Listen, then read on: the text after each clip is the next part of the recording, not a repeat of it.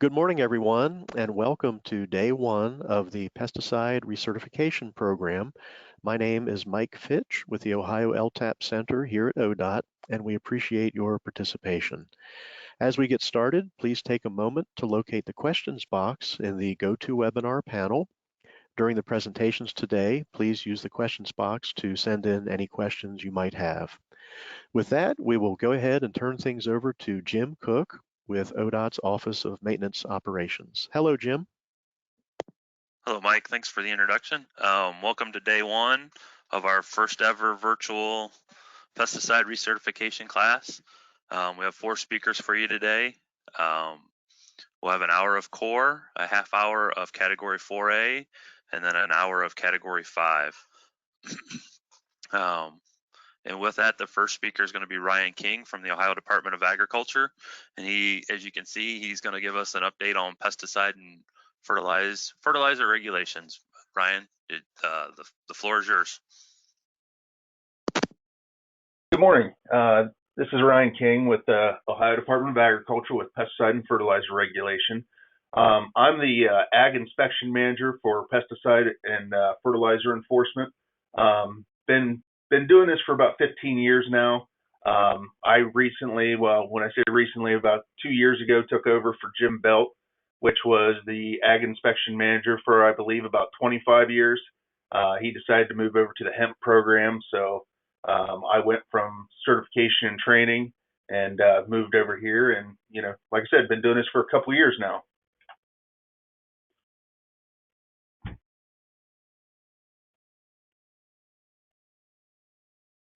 All right, so what's going on right now at ODA? In December of 2020, we had one of our enforcement supervisors pass away. So we were able to hire for that position. So we did hire a new supervisor. His name's Joe Parks.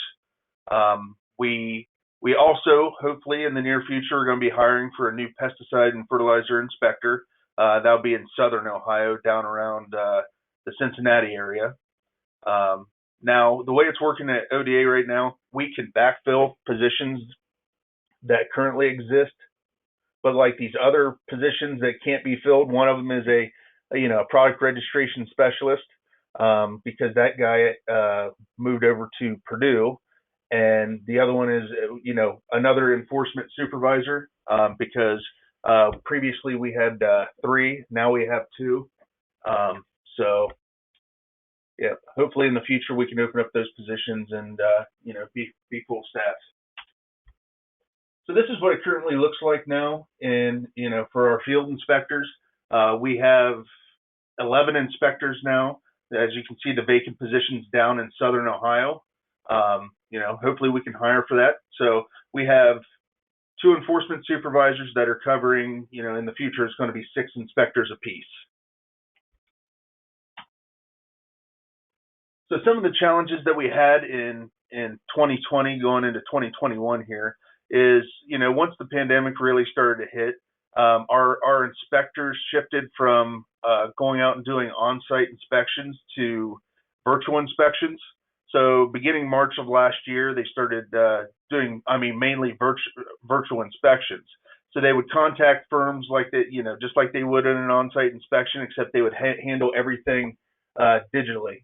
So that lasted till about May. Then we shifted back to on-site inspections again. So currently, it's business as normal. We're just doing our thing. So, we had a little bit of a transition there, but we managed to get past it. The next issue would be licensing with the House bills that passed, which is 197-404. It extended licensing.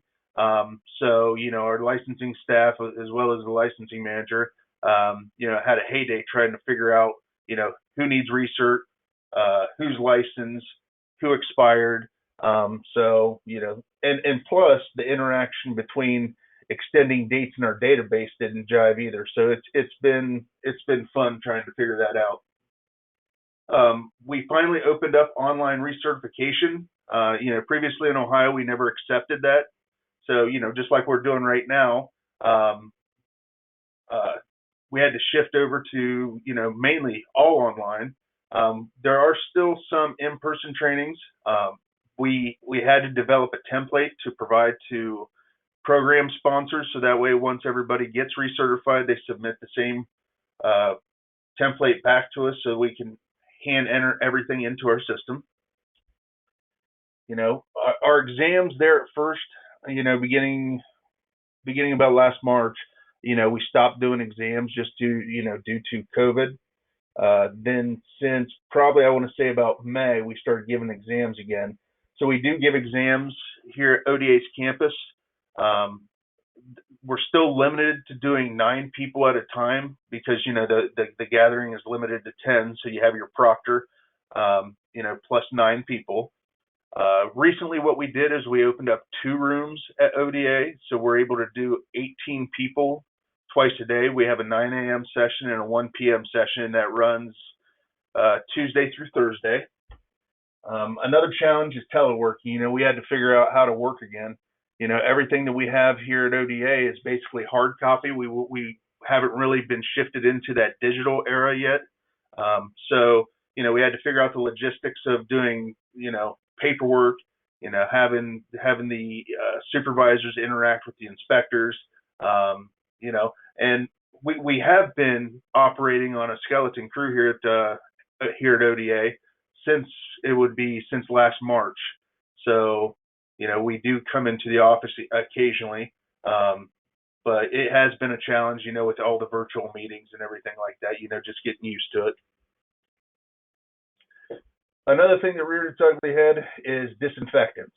Okay, so as soon as, you know, COVID started going rampant, everybody saw dollar signs and wanted to, you know, start applying disinfectants for hire. Well, in the state of Ohio, we don't have a use category for disinfectants. So since we don't have a use category, there is no licensing that's required. So, you know, we were flooded with calls by people wondering what category they needed added to their license. And, you know, basically in Ohio, there is no category. The US EPA did come out with this list called List N, which is products that, well, the products that appear on this list are specific to kill, you know, SARS-CoV-2. And another thing that we had that was an issue was disinfectant use in schools. So we did have 3 complaints. Basically, it was companies or janitors going in and spraying disinfectants while kids were still in the classroom, you know, and if you look at the label, you know, it says do not breathe mist. So we did have some issues like that. And, you know, one of these complaints, we did work in part with the US EPA. That's how we found out about it. But thankfully, we only had 3 of those in 2020. But, you know, we never previously had issues with disinfectants, so that was kind of new to us. Another thing that was new to us is Section 18 emergency exemptions.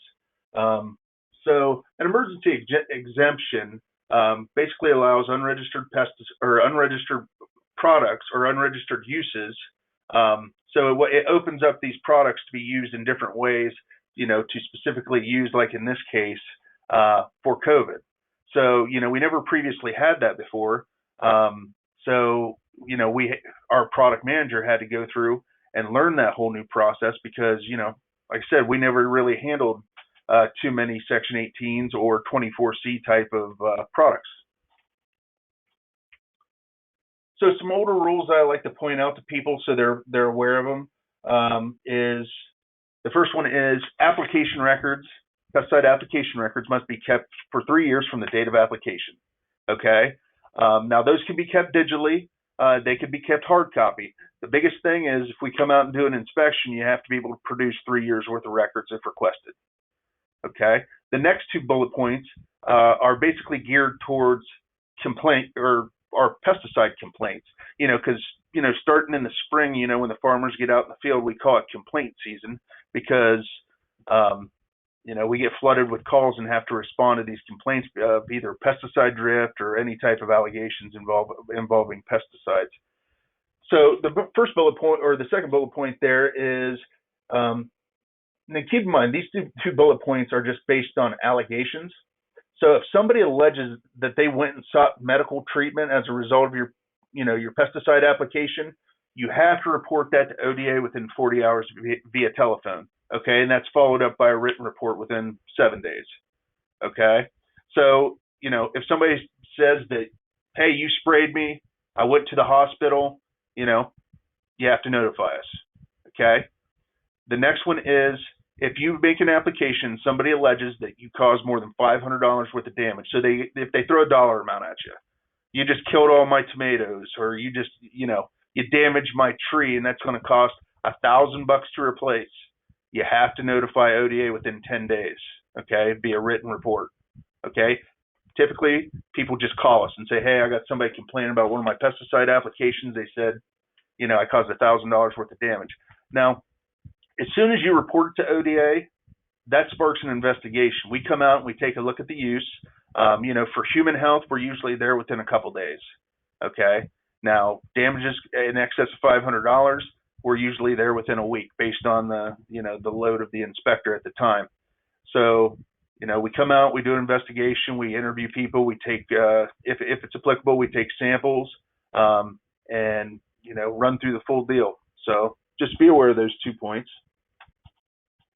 So the type of complaint investigations we do, one's called a CNA and the other one's called a CUA. So a complaint non-agricultural use is going to be like your turf, right-of-way, and industrial vegetation complaints. Okay, the next one, which happens to be one of the most popular, is complaint agricultural use. So this is like an ag drift. So that would include, your ag drift, any type of off-target applications in agricultural settings, then also bee kills. So for complaint investigations, which we were kind of surprised in 2020 because we figured that since everybody was home, we'd just have a ton of complaints because, when people are at home, they can make the connection between the farmer in the field and why their tomatoes are dying, that type deal. But in 2020, we had 138 complaints, which is down because out of those 138 complaints, we only ran 124 because, we always have people when we pop out to doing a complaint investigation to where they either talk to their neighbor or whatever, and they want to drop it. So we did run 124, and out of those 124, 16 of those were dicamba. So this just gives you a view of, what it looks like, non-ag versus ag. So that'd be a CUA versus a CNA type of investigation. So in 2020, it was pretty close, which we were shocked because usually it's always the ag complaints that, win out when it comes to complaint season. So this is just a pie chart, just giving you an idea of, what our complaints look like. So 61% of our complaints were agriculture. Then you do have, we always have different types of complaints when it comes to non-ag. So, that would include wood destroying insect inspections, some mosquito, some 10A general pest. Then we have a little bit of turf and ornamental. Usually those are property line disputes between two people. Then, of course, industrial vegetation. So when we go out and run a complaint, if we do happen to find, violations, same way as if we just do a routine inspection, we do have enforcement options when it comes to, addressing violations. Now, when our inspectors come out, when they do a routine inspection and they just find a couple things wrong, let's say like records issues, let's say you're missing weather on a couple records or whatever. The first thing that we typically do is give you a field notice of warning. And that's basically the paperwork that the inspector provides you that just informs you that, hey, there are some deficiencies, please correct this. Okay. So the next step is, let's say if we find a little bit more bigger issues, let's say licensing issues, or let's just say there's a ton of violations, we step up our game to a notice of warning. Now, a notice of warning is a certified notice in the mail that basically states the laws that you violated and just basically asks you to correct them. Okay. After that, for repeat violators, or if something really bad happens, we step up our game with civil penalties, license revocation, injunctions, then also criminal prosecutions. Now, civil penalties, the first offense max on a civil penalty is $5,000, and subsequent offenses are $10,000. And basically all that is just a recoup of our time. So all the time and cost going into an investigation or an inspection is calculated into that penalty. And if you think $5,000 would, be hard to reach, well, when you're running samples, and let's say you pull 3 or 4 samples and they're $1,200 a piece to run, you can hit that $5,000 max pretty easy. And I believe last year, I think we had 2 that hit the 10K mark. So it does happen. So in 2020, we did 2,422 inspections. Okay, out of those inspections, 647 of those were field notices of warning, 145 were warning letters, notices of warning, 6 were civil penalties, and we didn't have any criminal prosecutions. So what was trending in 2020? We still have an issue with firms making applications to the wrong address. Okay, so that I'm not 100% sure why that happens typically. It is a trained service person that goes out and does applications, and they just don't look at the right address. But it's still a thing. We also had neighbors complaining about other neighbors applying mothballs for various different reasons, which of course the way they were applying was a violation of the label. We seem to have a lot of calls from people that, the basic statement is, I know I've been sprayed because I could smell it. And we just try to explain to people that doesn't necessarily mean that you've been drifted on. The fact that you can smell it, then, we have to go into discussing that, we don't regulate smells, but that was a thing. Then also methlamyl popped up twice, which methlamyl is a fly bait. Now I'll cover that a little bit later when we talk about some, case scenarios. So post-emergence dicamba. So what happened is, in 2020, one of those California courts ruled, that 2 of the products, the registrations had to be vacated. So we had, Ingenia and Extendamax that couldn't be used, after June 30th. So they pulled the registrations on those. Well, the EPA came back in October and allowed those products to be registered again. So now those products have more restrictions on them, but at least they're back, and they do have new EPA registration numbers. So that did make people happy because, people still need to use dicamba here in Ohio. So the 2021 season dicamba decision, what they did was they narrowed these long labels down to, now they can only be used for dicamba tolerant cotton and soybean. They revised the infill buffer so that the buffers are larger now. It's like 240 feet. There's mandatory use of a volatility reducing agent. There's calendar cutoff days, updated ESA finding, and then also a 5-year expiration on the dates of the registrations. So our investigation strategy when it comes to dicamba is we have 2 different types. Now this map here is like a version of what we used to do, and these complaint investigations were just getting ridiculous. Like this one here could take, this complaint investigation, you're meeting with all these people, you're collecting all these samples, it can take up to 3 weeks to do, which we basically don't have the time to do it. Because, once we start a complaint, another one gets stacked up right on top of the inspector. So what we did is we decided to shift gears a couple years back. So we run 2 different types of dicamba complaints. One is a pattern of drift and a non-pattern drift. So if we show up and look at a field of soybean and the whole field is what we call dinged, curled up, we basically snap a couple photographs, tell the complainant, yeah, it looks potentially like dicamba, then we move on. Now, if we show up and you can clearly see where the damage came from, then we'll run a full complaint investigation. And this has really helped us speed up with our complaints. So here's another case scenario. So basically what happened here was you had a street crew that decided to spray this little concrete barrier in the middle. And what happened was, so the driver had a wand sticking out the window, and they hit a bump or whatever the case, and the wand came up and he sprayed the person driving in the opposite lane right in the face. So the product they used was actually AUS XP. So And the reason why I point out this case, because there was a ton of violations. Like, okay, so the product that they applied, you're not allowed using it in paved areas. You're not allowed making an application in a manner where people will be contacted. Then also the wind speed limit is 10 mile an hour, which the winds were exceeding that. So another thing is, another issue that they had was, so it is illegal in Ohio to be the driver of a vehicle, and just like that scenario I was talking about, and have your hand and be the operator of, let's say, like a spray wand sticking out, and spraying at the same time. Okay, so like in this case, that's what they were doing. So another violation was they, were basically operating in a negligent manner. So this case is closed now.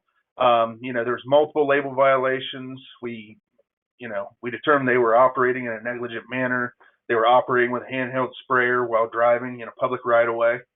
So, the charge on this one was a civil penalty, which was $2,014, which they paid immediately. So here's another case scenario, and this one's pretty common. In this case, the applicator decided or accidentally grabbed the wrong sprayer.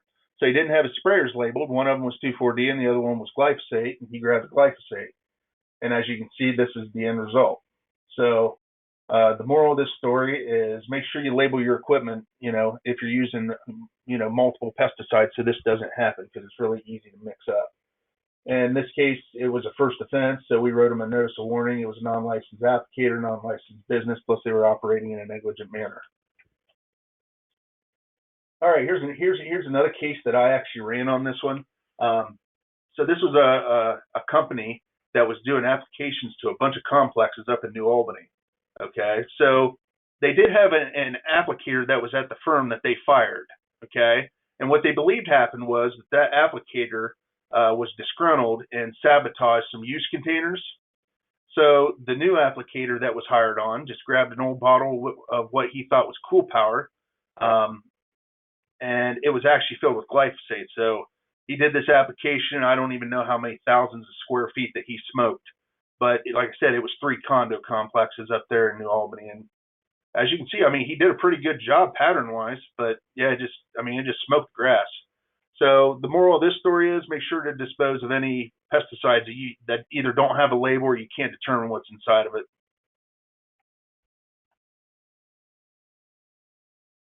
All right, so here's another one. This one got a little bit more serious because it was a non-licensed company. We showed up to do an inspection. The guy wouldn't cooperate with us. He tried to run over our inspector with a vehicle. So in this case, we went for criminal prosecution, which the guy was convicted. The fine was, $1,750 with 270 days in jail, then 1 year of probation, which I think he had to pay like $100 a month for. Yeah, so here's another common case scenario that we typically run. In the state of Ohio, it's always, when these ag complaints hit, it's always multiple applicators every time. So we have to meet with every applicator. We have to take multiple samples, sometimes from multiple properties. And even like in a case like this, one of our better inspectors was out there, and we came to the determination that, we took a look at the vegetation, and this was actually a no action case because it was probable frost damage, which can look like pesticide damage. But we managed to determine that. So, in this case, it wasn't even a pesticide that was causing the issue. All right, so here was another civil penalty that we had for 2020. So we were contacted by a dog warden here in Ohio stating that, somebody called him and said that their neighbor poisoned their dog. So he responded out. We sent an inspector out. And as it turns out, it was an Amish gentleman that was baiting raccoons with this methlamyl. The neighbor's 2 golden retrievers came from the back 40 and decided to get into this, and they didn't even make it like 10 feet because, methlamyl is pretty poisonous when it comes to, especially when it's ingested. So the end result of this case was the Amish gentleman was fined or CP'd for $4,000, which, like I said, he paid immediately. and this one here almost had criminal charges as well. I always point out to applicators in the age of Ring videos and you know the technology we have, we're having more and more people that are turning, you know, filing complaints with video evidence. Okay, so I always remind people, make sure you're reading product labels and you're applying things correctly, because even if you try to, even if you do a good job and you're not following the label, it's, you know, it's against the law. And you should always, you know, if you're out doing applications, you should always treat it like somebody is videotaping you. All right, so here's my name once again, Ryan King. Here's my phone number and my email address. So if there's ever a question that pops up, feel free to shoot me an email or a call. I'm just next door to our administrator, so if I don't know the answer, I can get you the answer. And I'm always open and available to, you know, talk to people if they have even the simplest of questions. So that's pretty much the end of my presentation. If there's no questions. Actually, I do have some questions here, Ryan. I'll bring those up here in just a second here. One of the first questions is well, are you willing to maybe share your PowerPoint slides with others then? Absolutely.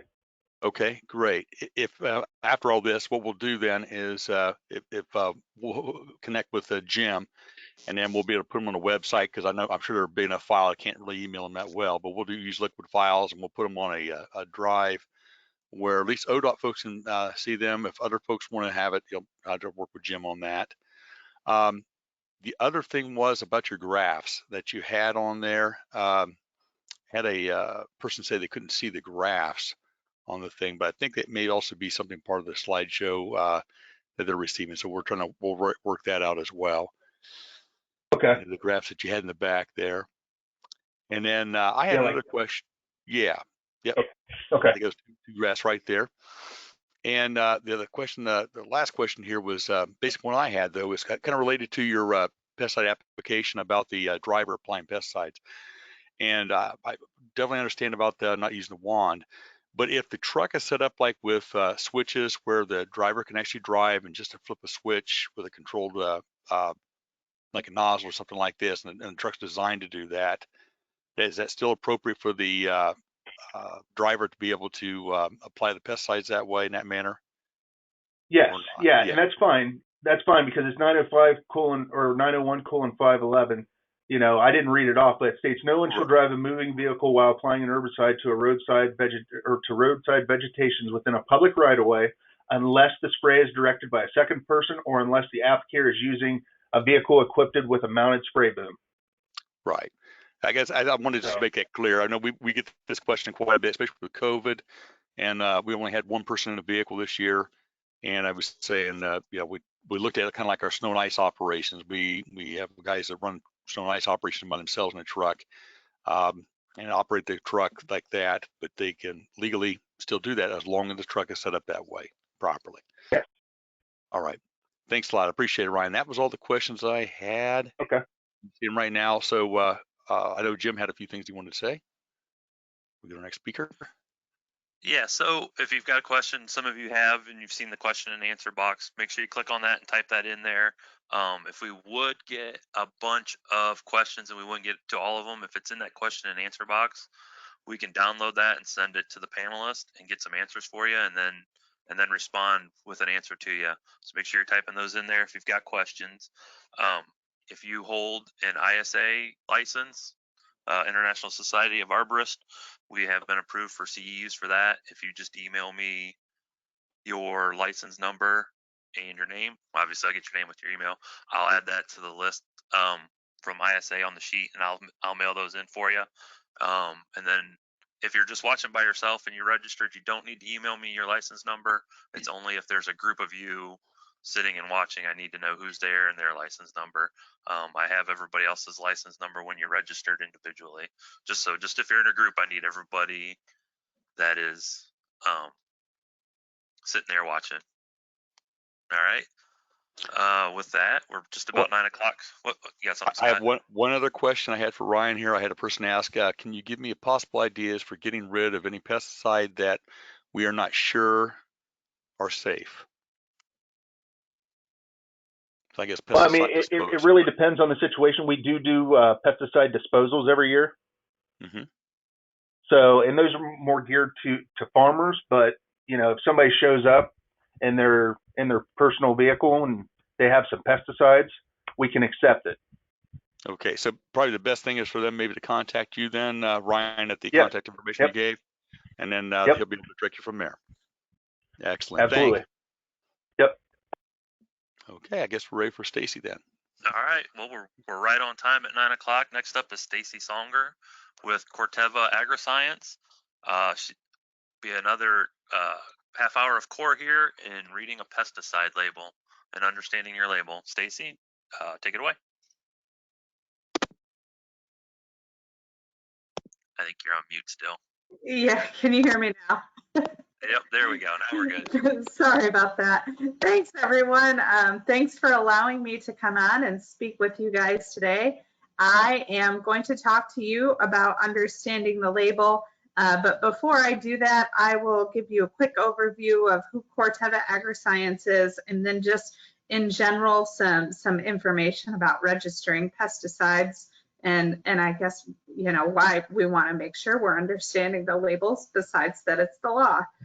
So again, my name is Stacy Songer. I work for Corteva Agriscience, and I work for our pasture and land management business covering the states of Michigan, Indiana, Illinois, Ohio, and Kentucky. And there's my contact information. If you guys ever have any questions, it's certainly around my products or anything else, you're always welcome to reach out. So you may have heard of Corteva Agriscience by now, but if you have not, so back in 2017, the Dow and DuPont, they're very recognizable names and symbols. And then DuPont also owned the seed company Pioneer. But back in 2017, Dow and DuPont merged as one big gigantic company, but the intention was to split off into 3 separate publicly traded companies. So today, which we have successfully done that. The last of the spinoff happened on June 1st of 2019. So we have actually been operating as a standalone company since that date. But basically, we split off. You'll still see Dow on the stock market, the ticker symbol. You still see DuPont around, and historically what they had been leaders in the performance and specialty chemicals. But the Corteva is the third company that came out of it. So we got to create our own name, which Corteva means the heart of nature. But we are a standalone pure play agricultural company. So we came together, Dow and DuPont Crop Protection and Pioneer.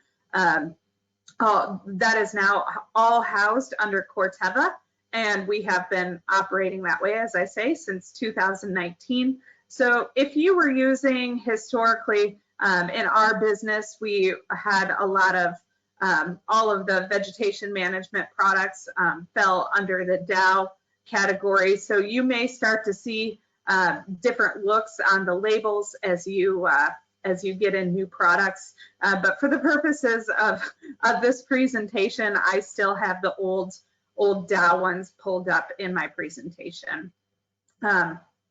But yeah, so we are really excited about having our own company. What does that actually mean? Why is it maybe something that might interest you guys? Is because we are now closer to the resources to be able to ask for additional resources or money to try to either get a product labeled or maybe something that we need in the marketplace that we need to do some discovery on. So that's why we're excited to be just a pure play ag company. So there's a lot of words on this slide, but I wanted to make sure I hit on these before I show the next couple of slides. But so I guess just in general, the pesticide discovery process, in our case, we're focusing mostly on herbicides, so that's why I put herbicide discovery process. But surprisingly enough, there's actually only 5 companies mainly that have the resources to routinely complete the journey from discovery to launch, and then the maintenance of any registration that is available to be able to support it after launch. And those companies today are Bayer, BASF, Corteva, Syngenta, and FMC, which a major part of the FMC portfolio was actually acquired through the Dow-DuPont merger. So, and then something else that's really important is roughly 160,000 compounds are screened for every one product that is eventually developed. And so it does take a lot of resources for that. And all good activities are designed for a purpose, not discovered. So scientists are spending years tweaking the molecule to improve it. And then lastly, and I'll show a slide on this too, but from the time of discovery of the molecule to the launch of the product is on average takes 11.3 years. And the last update we have from 2014 is it takes $286 million to get that one single product from discovery to registration.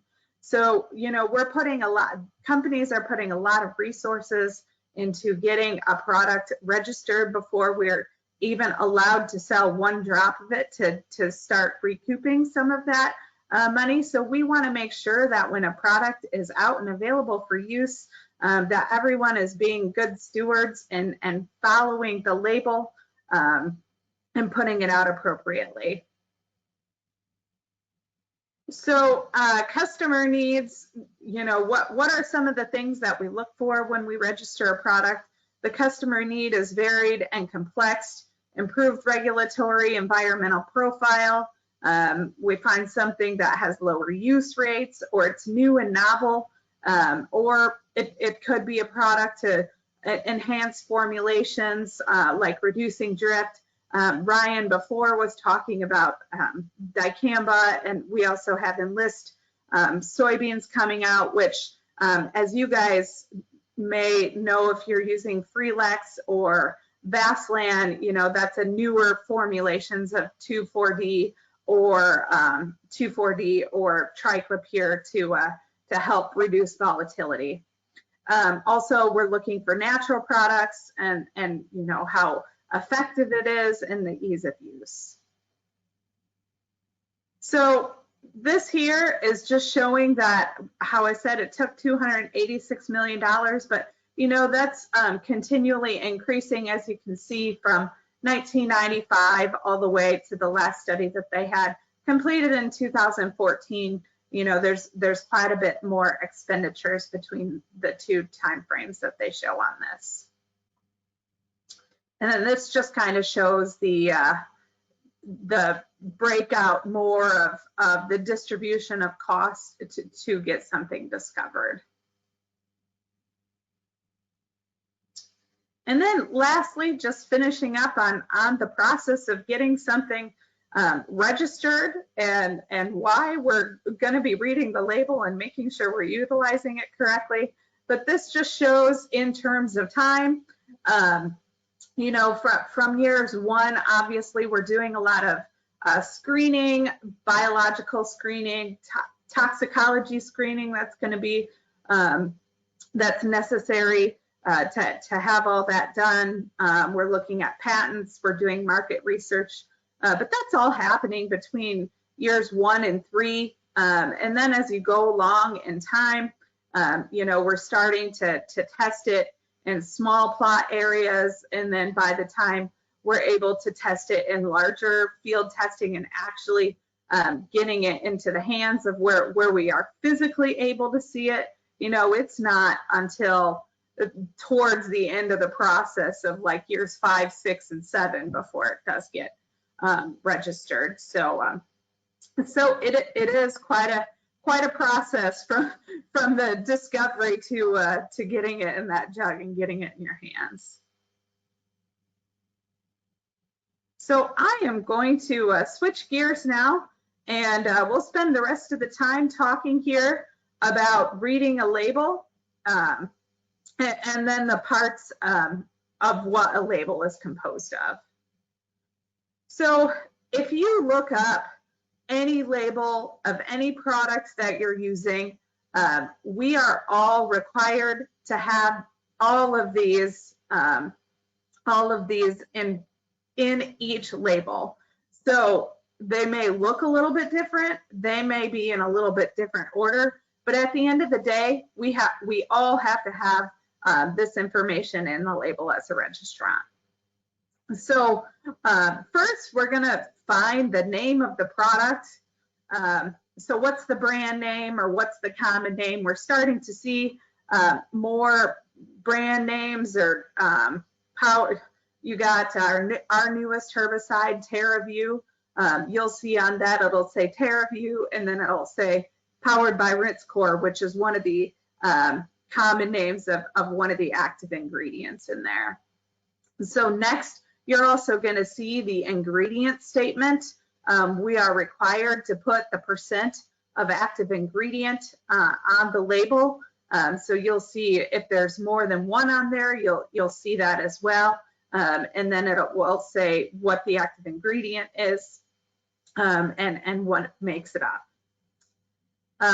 Then we have to have the net contents, the total amounts of products in that container. So, you know, is it a dry, is it a 1.1 pound container? Is it something like a 2.5 gallon jug? So that will also be on there.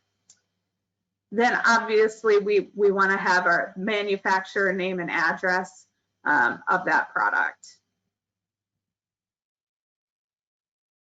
So next, we're going to have the EPA registration and establishment number. As Ryan pointed out, you know, if there's a different formulation or something a little bit differently, those EPA registration numbers do change from time to time per product. Hopefully the manufacturer, the registrant is keeping your distributor or whoever you're purchasing your product from apprised of that. So that way you guys are being apprised of that too. But I highly encourage you, even if you think you know what the registration number is, it's in a system that you've been utilizing for a while, make sure to just check those so that when you're recording those down in your spray records, that those are lining up with the product that you are using. But the registration number shows that it is EPA approved. The establishment number is also going to be found. That's the code where the location where the product is made, in case there's something that happened or something looks funny inside the jug and you want to check up on it. You know, that will be some of the information we're going to ask you for, so we can look into seeing if there was other quality complaints that have been lodged against that particular establishment number or when it was made. So we're also, generally you're going to see this still on the first page. We're going to have the signal word and the symbol. So the signal word, every single product has a signal word on it. If it's a herbicide, fungicide, insecticide, and you'll see it on all your household products. But those categories are danger, warning, and caution. So if you see something with the skull and crossbones, danger, that just means that is the most toxic product, or that's the highest category you could have in there. So you want to make sure you're taking extra caution, although you want to take caution on everything that you're utilizing, but that in itself, in the concentrated form of what you're getting it in, is highly toxic. where warning is slightly less toxic or moderately toxic, and then caution is the least toxic of the amounts, and that just means that it goes from a few drops or a teaspoon all the way to having to have more product at one time to be toxic. But it also indicates the relative acute toxicity of how you might be getting exposed to that product, either orally, dermally, so through your skin, if we're inhaling it, and then eye and skin irritation. So next, you're always going to find a child hazard warning, you know, keep out of the reach of children. You'll find that on every single product. I mean, I act like a child pretty frequently, but but you know, just make sure we're keeping the reach of children. Then we also have to have statement of practical treatment or first aid on there. So emergency procedures for exposure. So you're going to find that within the label. Also, that information is going to be found on the SDS or safety data sheet. So if for some reason you did have any exposure and something happened, you want to make sure that you're bringing the label and the SDS sheet along with you if you have to receive treatment for that. So that way the medical professionals know what they're dealing with and will be able to know how to treat you for that exposure. The next section, directions for use, is generally the largest section of the label that could cause, I suppose in our business, most of our labels are pretty short unless you're using something that is glyphosate, you know, a Roundup version of some of those labels could be quite lengthy. I think I remember one being like 60 something pages, but generally, but the biggest use of that, or the biggest part of that label, is comprised of the directions for use section. So what you're going to find in that directions for use is what pests are going to be controlled, what we're going after. We want to make sure that, you know, that it's on that label for what we're going after. It's a labeled use, but also the labeled target that we're making the application for is found on the label. What labeled crops for use, or what labeled areas, you know, is it, can we use it in an aquatic area? Can we use it industrial right away, in a CRP ground? So you're going to find that in there as well. And then we'll also find directions. So how, when, how much to apply. In a cropping situation, you're going to find your re-entry interval, your crop rotation intervals, and also a pre-harvest interval. So how long you have to wait from the time of application until the time you can harvest that crop. You'll find the tank mixing instructions, carriers, additives, different factors affecting control, and also advisories, precautions, restrictions you're going to find on there. And then if you have to follow the worker protection standards, the WPS, that'll be on there. It's designed to protect workers from poisoning. You'll find a restricted entry interval, and then we have to have the PPE, or the personal protective equipment, on there. And just a note of, I didn't include wearing proper PPE in this presentation, but that is the minimum amount of PPE that you are required to wear. And you want to make sure that you're followed the most restrictive. If you have a tank mix, make sure you're following the most restrictive of the PPE that is required.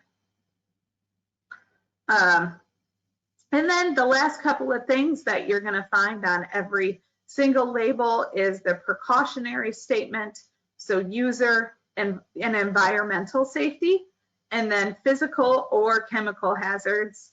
And then lastly, storage and disposal.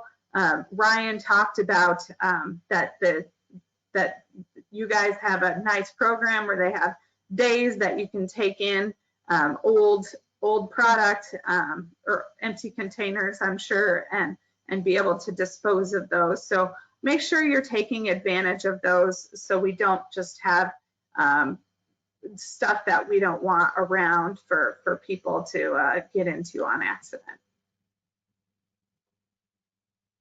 So I'm just going to go through here. I know this is, especially if you're not sitting directly in front of your computer, this is small font. So, but I'm going to go ahead and show you some of the things that I point out on the label here. I'll pull up my laser pointer. And just as I had mentioned for the purposes of this presentation, I left the Dow Vassland label. This is one of my products here, but up in the corner, that is the first page. If you start to see the new label on your jugs here, none of the information inside of it has actually changed, just the artwork. So, but here we're going to talk through the Vassland label. So we have, that here's our brand name, our common name, Vassland. And then here's a nice cheating section to where we can figure out where you can use this product and what labeled sites are areas that you can use Vassland. And that will go into expansions and the directions for use. But you can get a good idea of where you can use that in this section here. So next, we see on all the herbicide labels, it will tell us what group the active ingredient falls under. So this has a single active ingredient, so you see that it is a group 4 herbicide. So that indicates that it's a growth regulator in that class. So anything that's in a growth regulator will be listed as a group 4. If it had more than one active ingredient on here, you might see more than one number in this area. Next is where we find the active ingredient information. So here we see that it's a triclopyr product. So that's what it's telling us. And then other ingredients, so that makes up the rest of what's found in the jug. We are not required to disclose those. So that's why it's listed as other ingredients. And then you'll have the acid equivalent is 4 pounds to the gallon. So that way I also know that, hey, we're dealing with a liquid here. Next, you'll see down here at the bottom of the screen, that signal word that I talked about is either danger, warning, or caution. So the signal word for Vassland is warning. If you use triclopyr and other formulations, such as Garlon 3A, which also is just triclopyr, the signal word would actually be danger. But because of the newer formulation, the choline technology formulation, we were able to drop our signal word from danger to warning because they're telling us if we got Garlon 3A in the concentrated form in our eyes that we would have irreversible eye damage. And then in the Vassland, if you were to get that product in your eyes, it is not permanent eye damage. So that's why we were able to decrease the signal word. So also on the first page, I talked about the PPE or personal protective equipment. So in the case of Vassland, we need to wear protective eyewear, long sleeve shirt, plus long pants, and we're gonna be required to wear shoes, plus socks. I don't know about you, but I'm not very comfortable if I don't wear socks with my shoes, so make sure you're doing that. And then lastly, we wanna make sure we're wearing waterproof gloves. I just wanna point out, sometimes, depending on the product, they will actually require different types of gloves. They could say chemical resistant gloves or something like that. So just make sure you're being compliant in which type of gloves that you are using. And then next we have our user safety recommendations. Also that small first aid, section, and then going into environmental hazards. So in the next page, we have the agricultural use permits, and if you have to follow that, the reentry interval, non-ag required use requirements are in there for vast land, and then how to properly store and dispose, and then product information for non-crop areas, the use precautions, the use restrictions. And then we're moving right into the directions for use section of the label, which I said makes up a biggest share of the product label. Here is over the next couple of pages. You'll also find in every label, when Bryan talked about the product had to be sprayed, I think it was ounce, needed to be applied, and anything less than 10 miles per hour. So you're going to find that in the label here. With vast land, we're telling you to spray between wind speeds of 2 to 10 miles an hour. So you're going to find that in here as well, and that's within any label. And then coming down, you have different plants that we're controlling, both woody and broadleaf weeds specifically for vast land. So that's kind of the quick and dirty of the vast land label. But next we talk about who needs to read and understand and follow the label. You know, I don't have to, because I just represent Corteva, so I don't really have to follow the label. You guys just have to listen to me. I'm just kidding. No, I have to follow the label, of course. We all do, the sales rep, the grower, the applicator, the medical professional, public officials. So you know, even the president, I suppose if he were making his own applications, he still has to certainly follow the label. And then to kind of finish up on, there are different types of labels. We have the Section 18, a special local needs label, a 24 Section C label. So if you don't find that in the actual specimen label, the big part of the label, sometimes we will see states will give us special use needs labels. So you would find that when you can either get that from myself, the Corteva rep, or if you look on a label research like a CDMS, you're going to find it on there. But if you're utilizing that product with if you're utilizing a special needs label with your product, you want to make sure that you have that part of the label with you or on your person in case you get stopped and you have to show that you have that label for the product.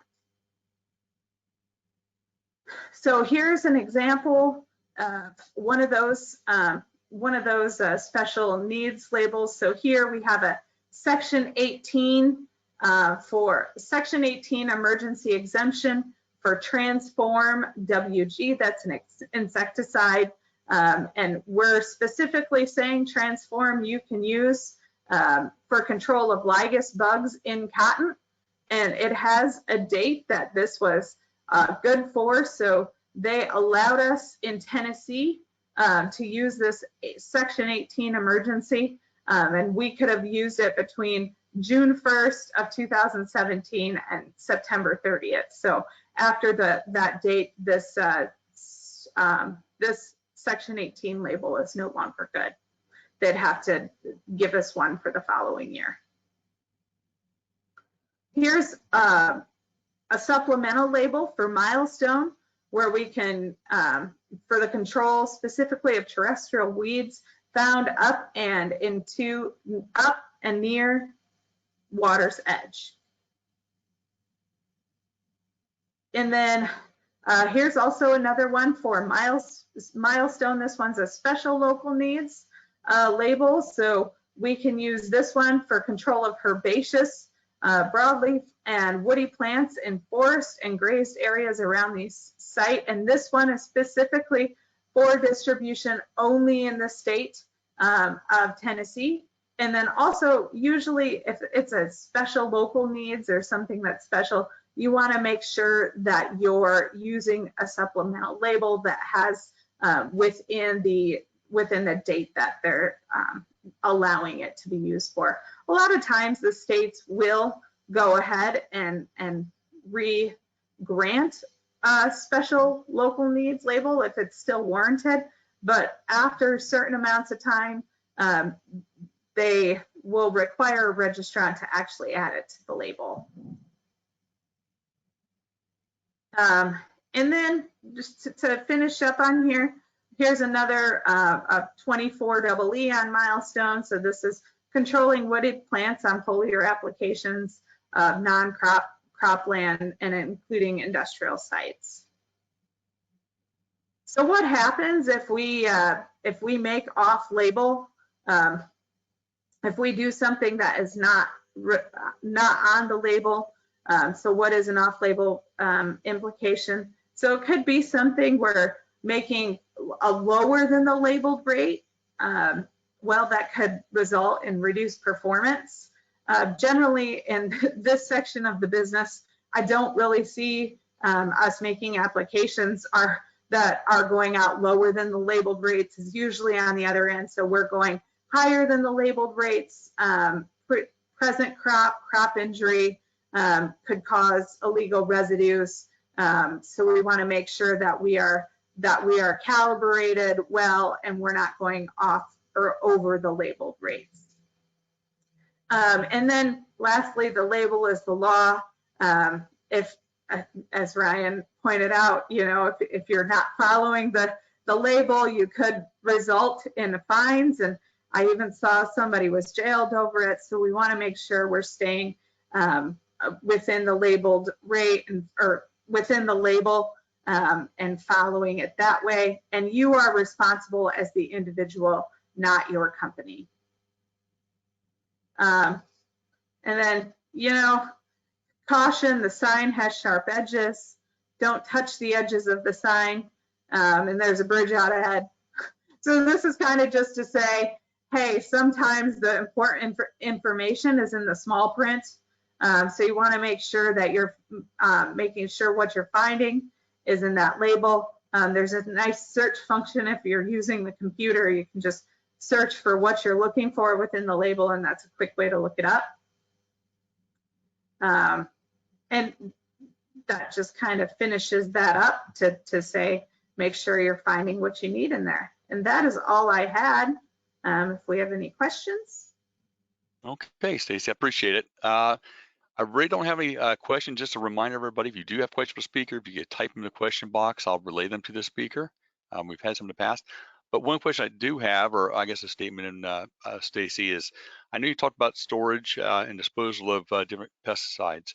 And as I'm sure many of our listeners have, they have storage rooms, storage lockers where they have multiple pesticides in them. What dictates what type of storage requirements are if you have multiple pesticides with multiple different storage requirements? So you want to make sure the storage requirements that you're following, whatever is the most restrictive on there. So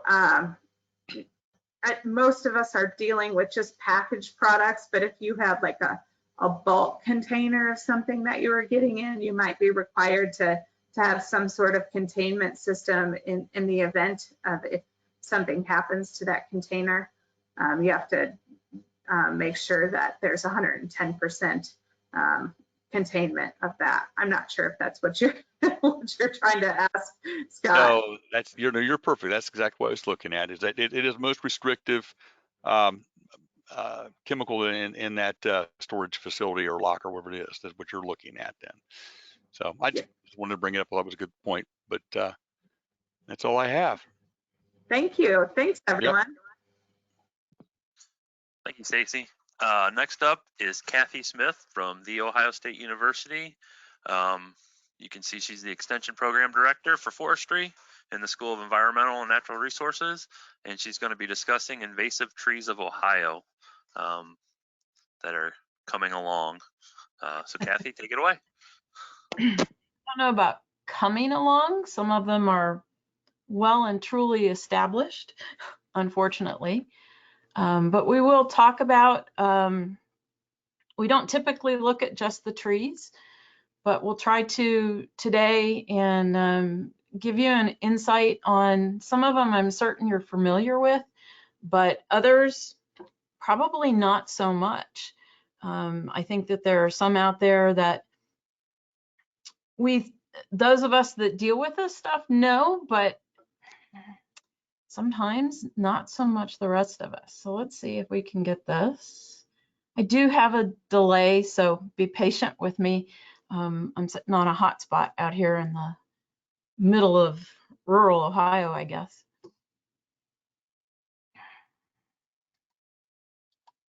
There we go, I think. So there are lots of invasive plants that we talk about typically. A lot of shrubs, and I've focused on a few here because these are the typical things that I think most of us think about when we're talking about invasive plants. So if you go from left to right on the screen, you're looking at buckthorn, you're looking at privet, and then the one I included on the other end, you can see those beautiful red leaves. I would say that this is probably one of those up and comers. In some parts of the state, it's already an issue, but in other parts of the state, they're just starting to see it. And this was a picture I took here on my farm where I'm just starting to see it in its burning bush. So I think that it's probably one that's going to be an up and comer as we talk about dealing with some of these plants. And there's probably more out there, but we'll take them one at a time. So invasive trees.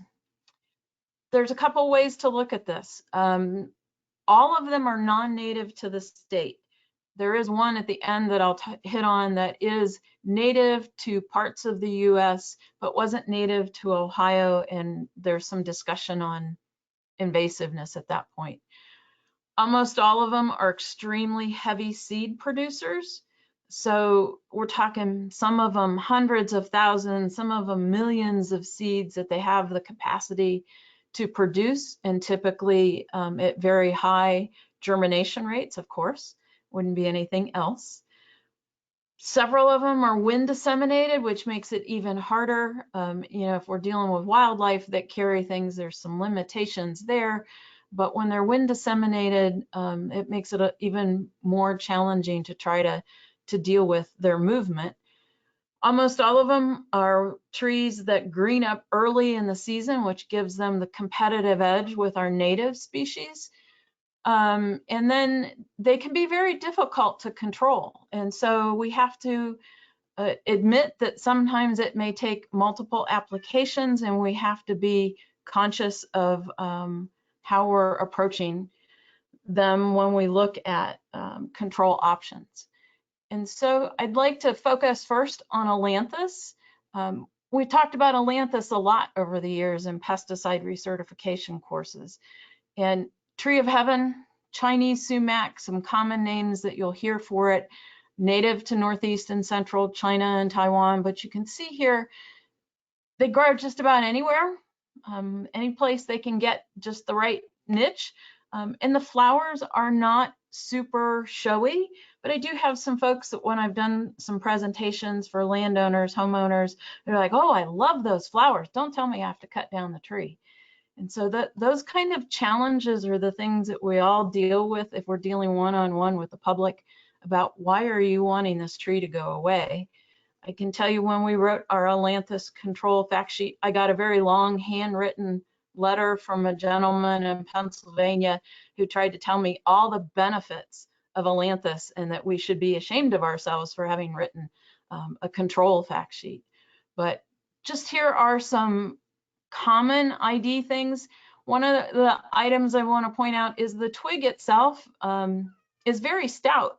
And so when you think about a tree that can have, as you see here, the leaf is long, can be sometimes upwards of 2 to 3 feet in length, you're going to have a very stout twig. And so that's a commonality across all sorts of areas. The Ailanthus has kind of that heart-shaped leaf scar. And then I've got a couple of close-ups here of the leaf. The reddish leaf is a juvenile leaf, and I use it because those glandular teeth, those bumps that you see on the back of the leaf, are more prominent here, but as the leaf matures, they kind of fade a little bit, but they're still there. And that is one way to tell it apart from sumacs and black walnut and some other things that it gets confused with. And so then you have the seeds. You can see here, these are wind disseminated seeds, and these trees can produce upwards of 200,000 seeds in the 90% viability range. And so we have to keep those kind of things in mind. And actually this time of year, those seeds are brown and hanging on the trees as you're driving around, and pretty easy to help with ID. One of the things I always want to stress if you're working with Ailanthus, if you have broken skin, you can end up with some health issues. Some folks have ended up in the emergency room. So it's my cautionary, keep in mind this could happen, and think about what you're working with when you're working in Ailanthus. I'm not going to spend a lot of time on control, but here are some options. One of the things I will say is we jokingly say we don't talk about girdling Ailanthus trees because they have a tendency that girdling is one of those practices that triggers stump sprouts, root sprouts, and the joke usually is that if you kill one Ailanthus tree, you have just invited 1,000 of them to the funeral. So be cautious. I've had folks, though, I will tell you, across the state, consulting foresters who do this on a regular basis for woodland owners. Some of these practices work well, some of them do not, and it seems to vary around the state. So you may have great success, and I just talked to actually one of our farm managers who had great success in one area. He did hack and squirt on Ailanthus, but when he moved to a different area, it wasn't as effective. And so there's things that we don't quite understand why those differences show up, but they are something. Don't feel like you failed. You may just need to try another avenue of going after the tree. But Ailanthus has popped back up into the popularity scheme of things, I should say. So we have a newly found infestation of spotted lanternfly on the eastern side of the state, and one of the primary host plants is Ailanthus. And so on the left you can see the adults from spotted lanternfly, and on the right you can see one stage of the nymphs. The nymphs go from a black with white spots to this red with white spots as they work their way through their life stages. But what we are seeing is landowners, master gardeners, volunteer naturalists, citizen scientists that are helping us scout where the Ailanthus is, especially in that part of the state, so we can keep an eye on it, looking for, hopefully, not finding spotted lanternfly. So Ailanthus now has, another thing in the state, and it is definitely getting more closely scrutinized than it was before.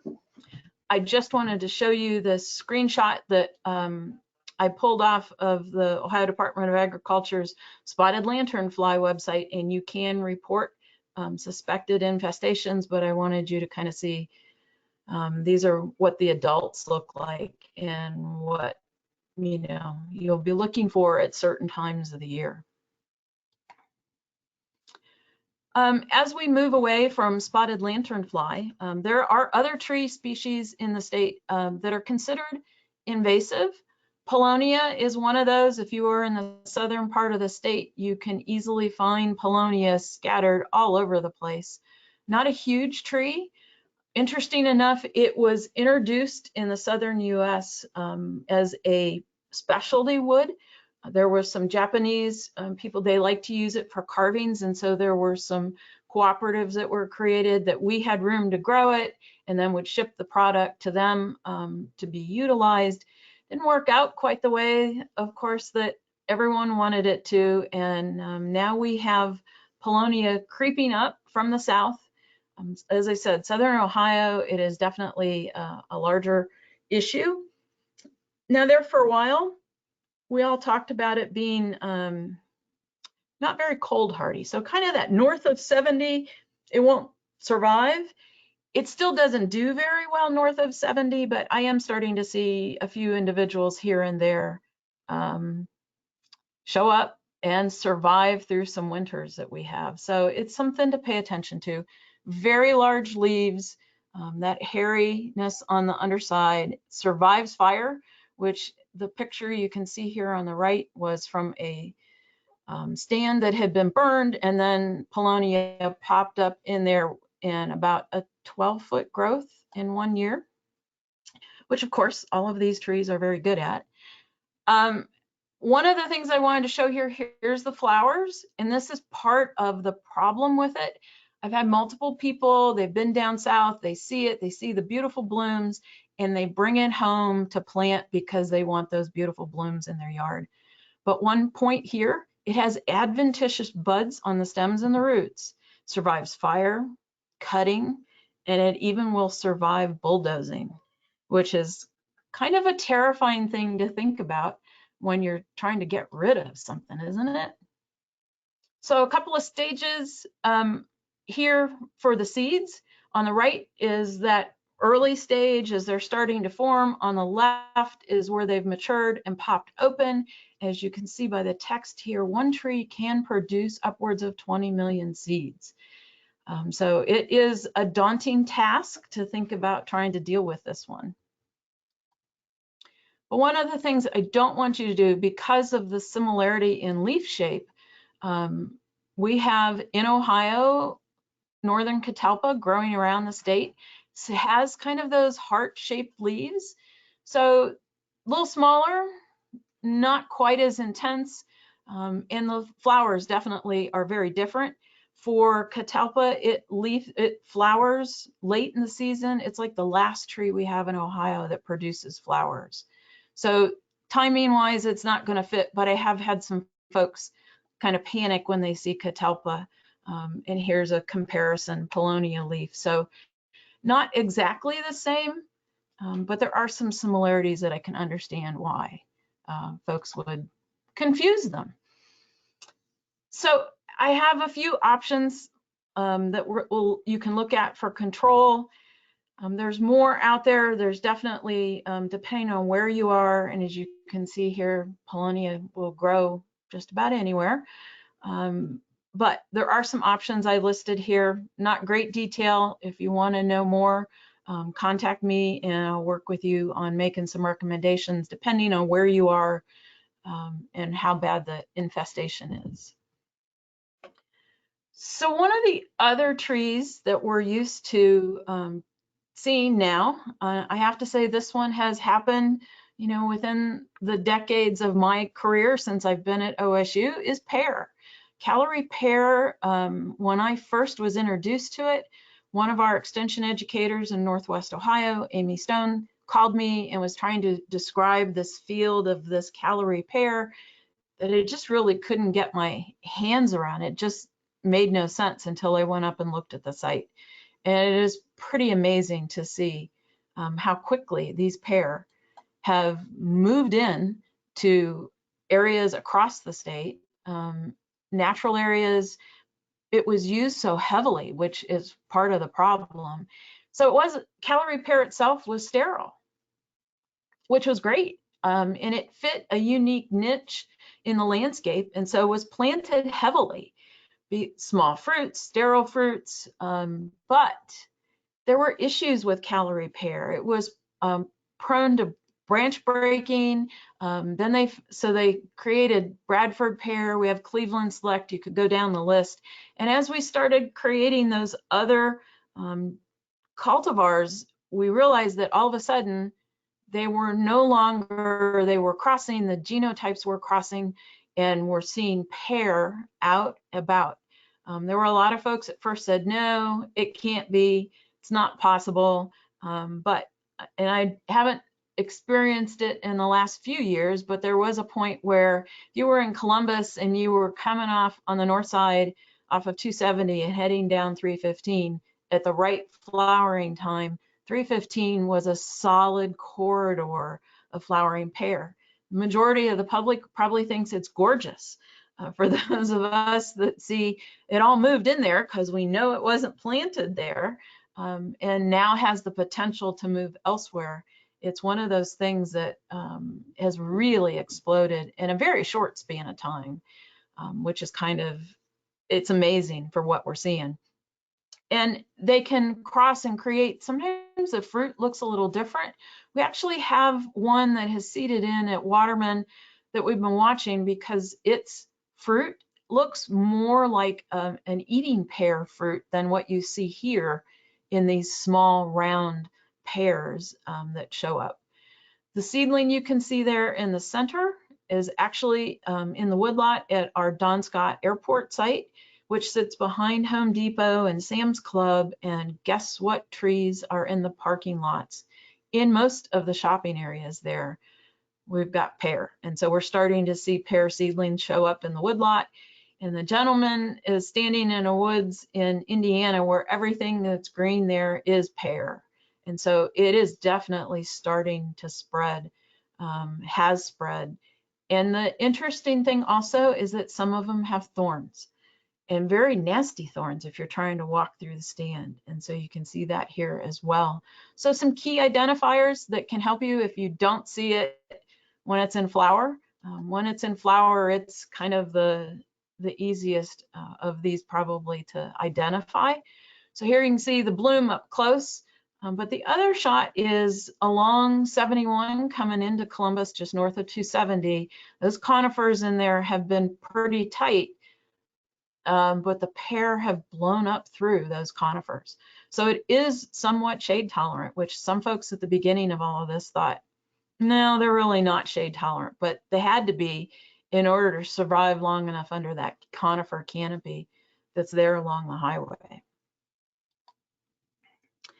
So pear, not something to put into your yard. It is going to go on the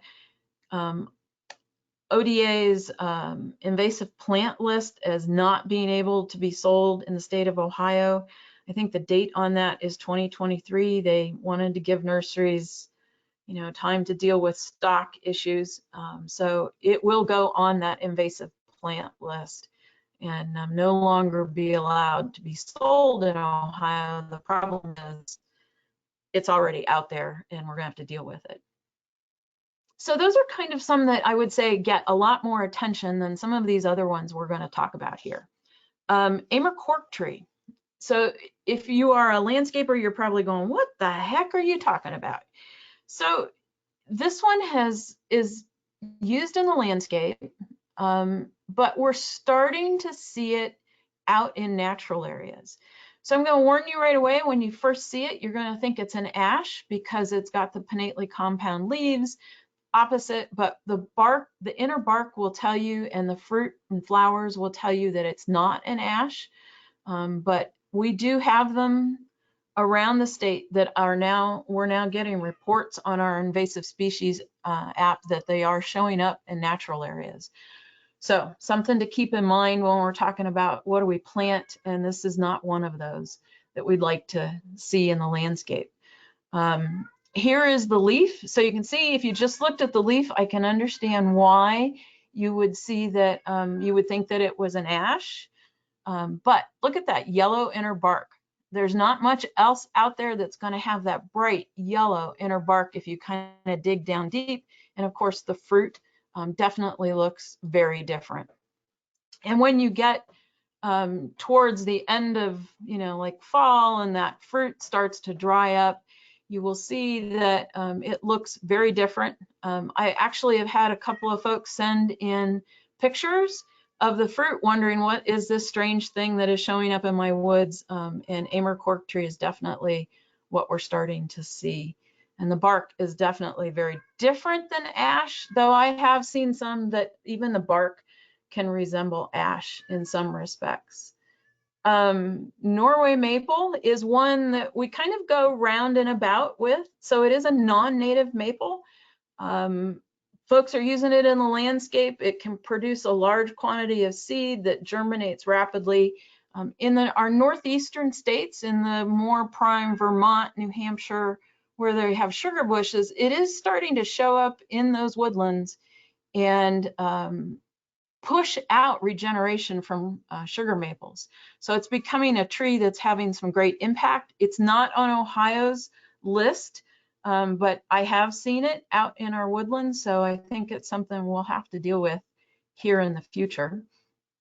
But it, as a landscape tree, it is heavily used across the state. It's a little different than some of our native maples in that it prefers full sun. It's much more tolerant of some adverse conditions than some of our maples in the state of Ohio. So that gives it a niche, right? And where our native maples wouldn't compete well, Norway maple does compete well. But there are some easy ways. You look at the leaf and it does look like it's a sugar maple. It's a little broad compared to a regular sugar maple leaf. But one of the easiest ways is to snap off the leaf, and where it was attached to the tree, squeeze the end of that petiole and you'll see this milky sap emerge. None of our native maples have that. That's strictly for Norway maple. And when you look at the seeds, they're huge, much larger than any of our native maples. And along with that, the buds are much larger than any of our native maples. And I want to point out that even these burgundy-leaved trees that some people call red maples, they're not red maples. They may be called Crimson King. There's a couple of other varieties. They are Norway maples. So understand that just because they have the burgundy leaves does not mean that they're not part of the problem. And some folks do confuse, because I often get those calls that, I went and got this red maple and planted it in a wet site, which red maple will tolerate, only to find out that they're Crimson Kings and they don't really like to have wet feet like some of the red maples do. So just as a comparison, here's some other buds to look at. They're all very different, but even though red maple buds look similar to Norway maple, they're much smaller in scale. So something to pay attention to if you're trying to differentiate what you're looking at. And unfortunately, just like some of these other species, Norway maple can populate the understory of a woodland, as you can see here, that landowners are going to have to deal with. Do you want to let them grow? You're probably going to force out some of your native maples. And so that's something that every landowner, when they're in these kind of scenarios, has to deal with. So I'm going to focus a little bit here just quick as we wrap this up and talk about some species that maybe we don't think about as non-native trees, but white mulberry is not native to Ohio. It was introduced to try to start up a silk industry. That didn't happen. So red mulberry is native, white mulberry is not, and that there are some differences there. So if you really end up with mulberry, inhabiting part of your landscape, you make certain which one it is if you're worried about whether it's native or non-native. Sorry about the cat. White poplar is another tree species that is around the state. Deep green leaves up top, white, pure white, kind of a fuzzy white on the back, and then you can see the bark. There's quite a few in Delaware County that you can see along roadsides. There's other parts of the state where you can see quite a few, but it too is an invasive, a non-native that can be pretty aggressive at filling in areas and taking up space of trees that should be thought of as native versus this non-native version. Though some folks really love that two-tone leaf, which is something you always have to deal with. Siberian elm is one of the elms that, you know, we planted when American elm started falling out because of Dutch elm disease. We looked at other elms that could fill the niche. Siberian was one of those that was planted and has become a nuisance in many places in the state. And so there's a lot of states that already have it on their invasive species list. So it is something to kind of look at and think about. If it's not giving you fits, it doesn't mean that, you know, it's not creating issues elsewhere. So as I finish up here, just a couple of resources. One is our relative effectiveness of herbicides. There's a list of tree species on there. You can take a look and try to pick and choose the best practice with the best chemical to be successful. And I wanted to introduce you to this Woody Invasives of the Great Lakes Collaborative website, woodyinvasives.org. There's multiple people. We all worked on this across several states to try to create this website that talks about management control, helps you identify some of these species, and then gives some alternative options. So it's fairly new, less than a year. You might want to check that out if you're looking for some more information when you're dealing with woody invasives. And last but not least, I mentioned the Great Lakes Early Detection Network, primarily in this instance because we have so many people that are doing the Ailanthus check, and so they are reporting it with the app, and then we know where to go back to look at trees as we try to find spotted lanternfly, which we all hope we don't find. So it's being used more and more. If you want information, I can give you some links to videos to help you walk through it. Any of us would help if you're looking to utilize it in your work or just personally. And with that, I will leave you with an image of black locust. So black locust is the one I was talking about up front. Lots of folks think it's native to Ohio. It actually isn't, but it was planted in Ohio. So there's a group of people that think it's more naturalized, excuse me, that it's not as invasive as some of these other ones that we're talking about. And then there are folks that still think we should consider it invasive because it's non-native to Ohio. It's kind of an Appalachian tree, so it's not too far outside of our zone, but there's some healthy debates when we talk about those kind of things. And with that, we'll take questions if we have time. Okay, well, thank you very much, Kathy. Yeah, one question I did have, and I should say the same thing with Stacy Songer, is people asked about your presentation, if they could have a copy. So Jim already has, I think Paula and Jim, I emailed a PDF of it last night. Excellent. So then we'll make that available to everybody then afterwards, so you can see that. If that's okay with you as well, Stacy. I think she's on here still. Yep, I will share mine with you, send it, and you can send it out. Awesome. Sounds great. I just had one question myself, I guess, about your presentation and too, Kathy, is that you mentioned about the health effects of Ailanthus, if you get in like open cuts and myocardia, I think it was, that you could exhibit from that. Does that also, does the health effects also maybe from the smoke inhalation, if like if you burn Ailanthus or anything like that? I've never had anyone talk about the smoke. It's always the sap getting into open wounds that folks talk about. Okay. So to burn effectively, you would think it would be a more dry plant. And so hopefully maybe that would minimize that impact. But I've never heard anything or read anything on the smoke side. It's always been the sap issue. Okay. I guess I do have another question here. Just came up. It says, what is a long-term look at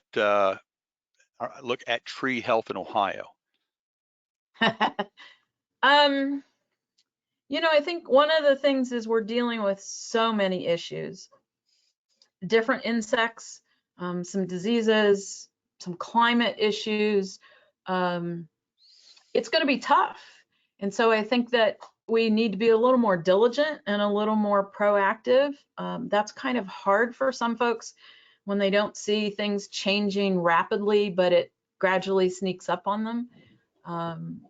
But I think, we can be and maintain healthy forests, but it is going to take some work from folks to pitch in and pay attention to what's going on out in whether it's our natural areas, that we hike through, or whether it's your own woods like I have.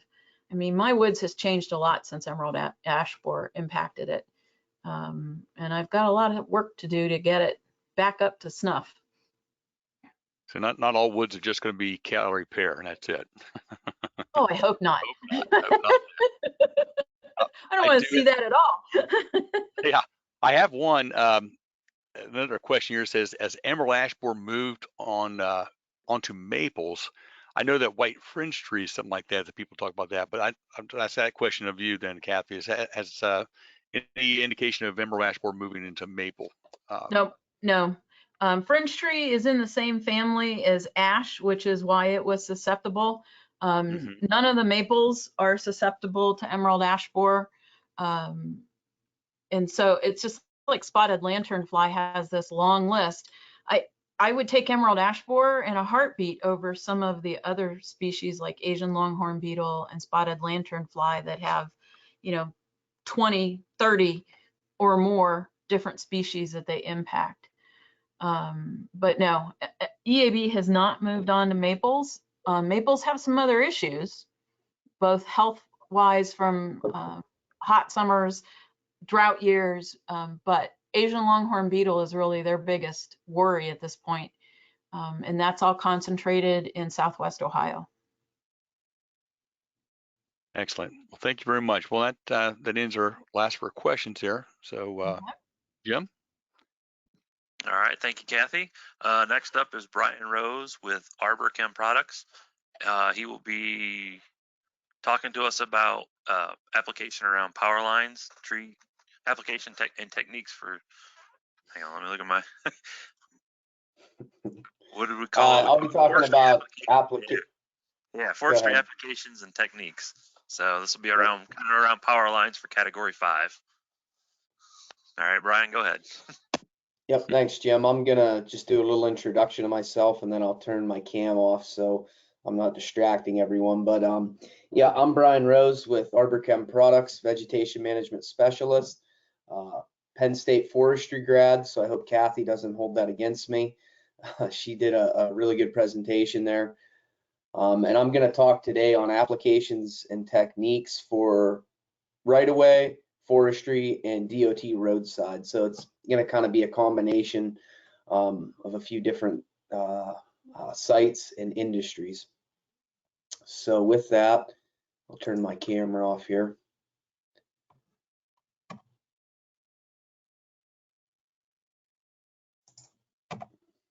So with, every presentation I do that involves herbicide applications, I like to give a little safety message at the beginning on personal protective equipment. Stacy did a great job on her label talk covering it, but it's great to just remind everyone, follow the PPE that's listed on the label. We're always trying to reduce the exposure to the products that we're using out there in the field.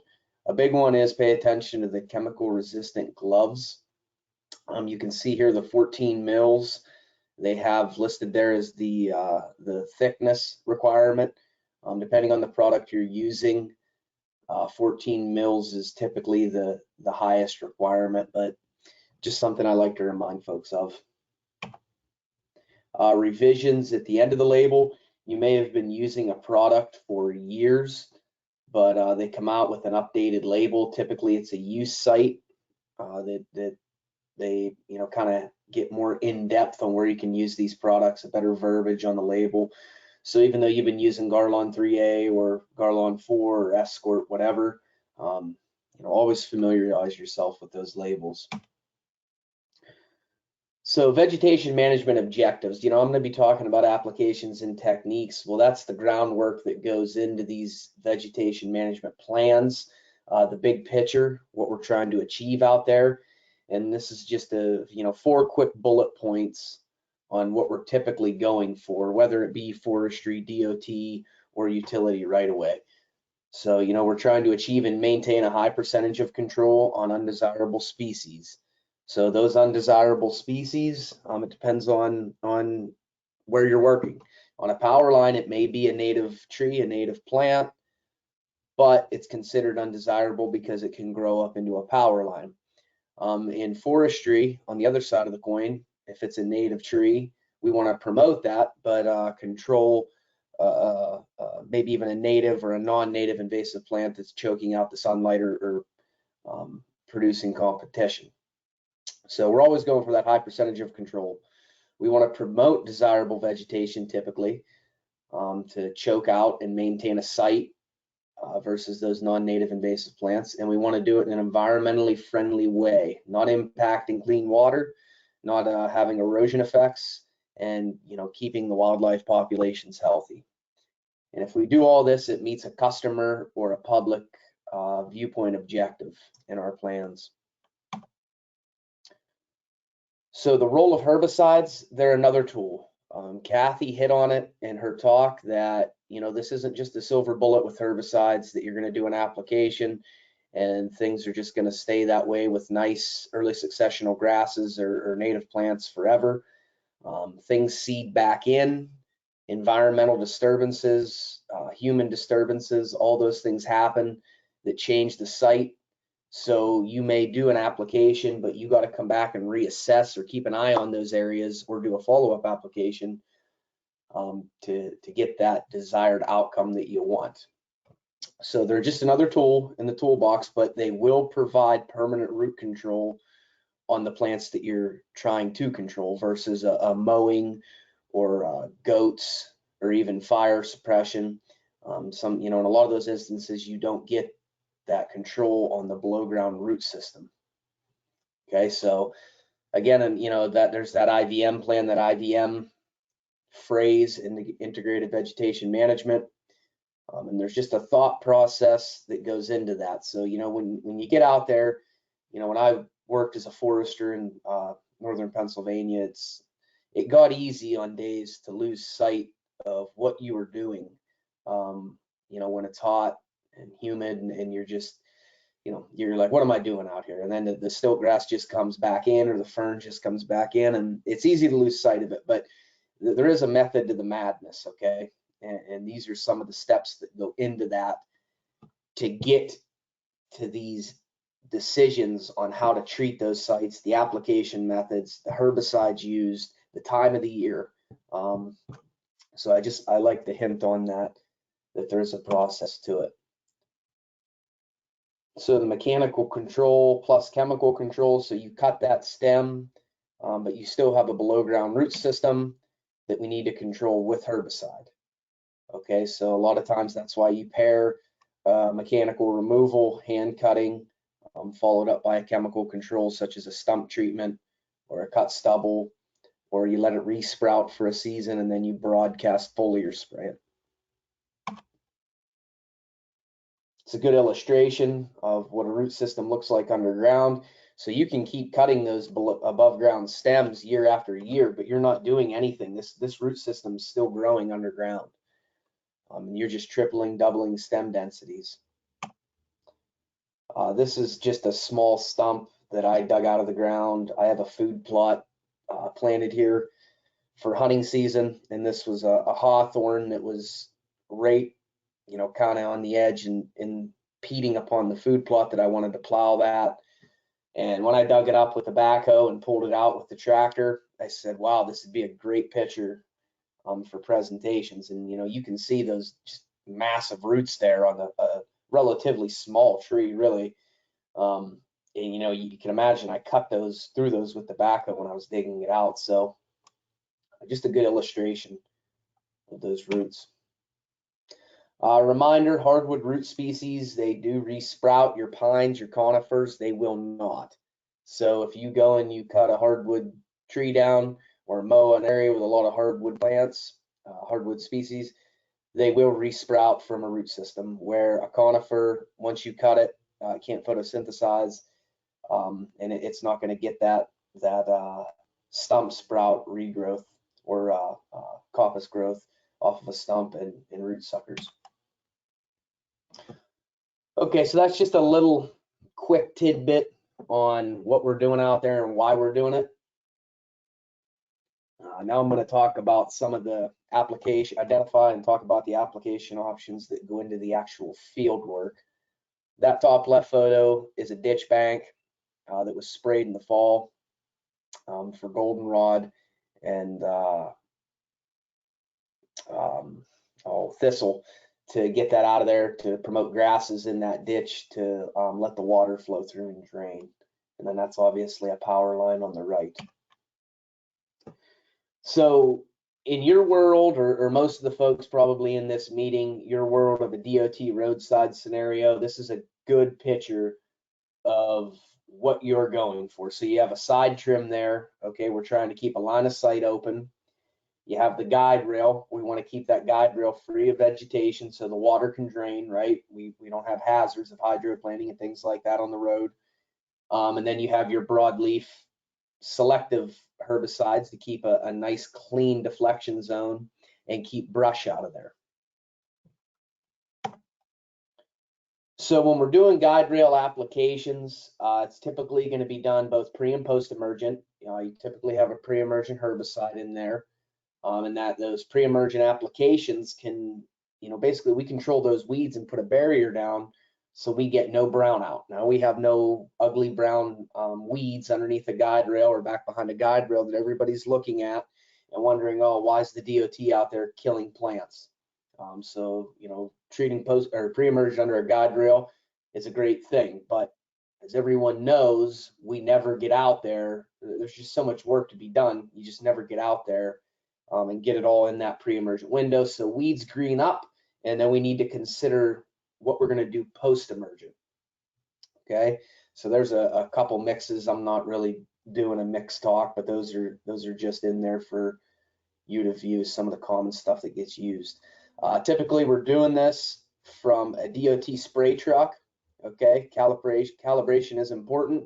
It was touched on in Ryan's talk about you cannot drive the truck and manually spray out the window with a gun, a spray gun.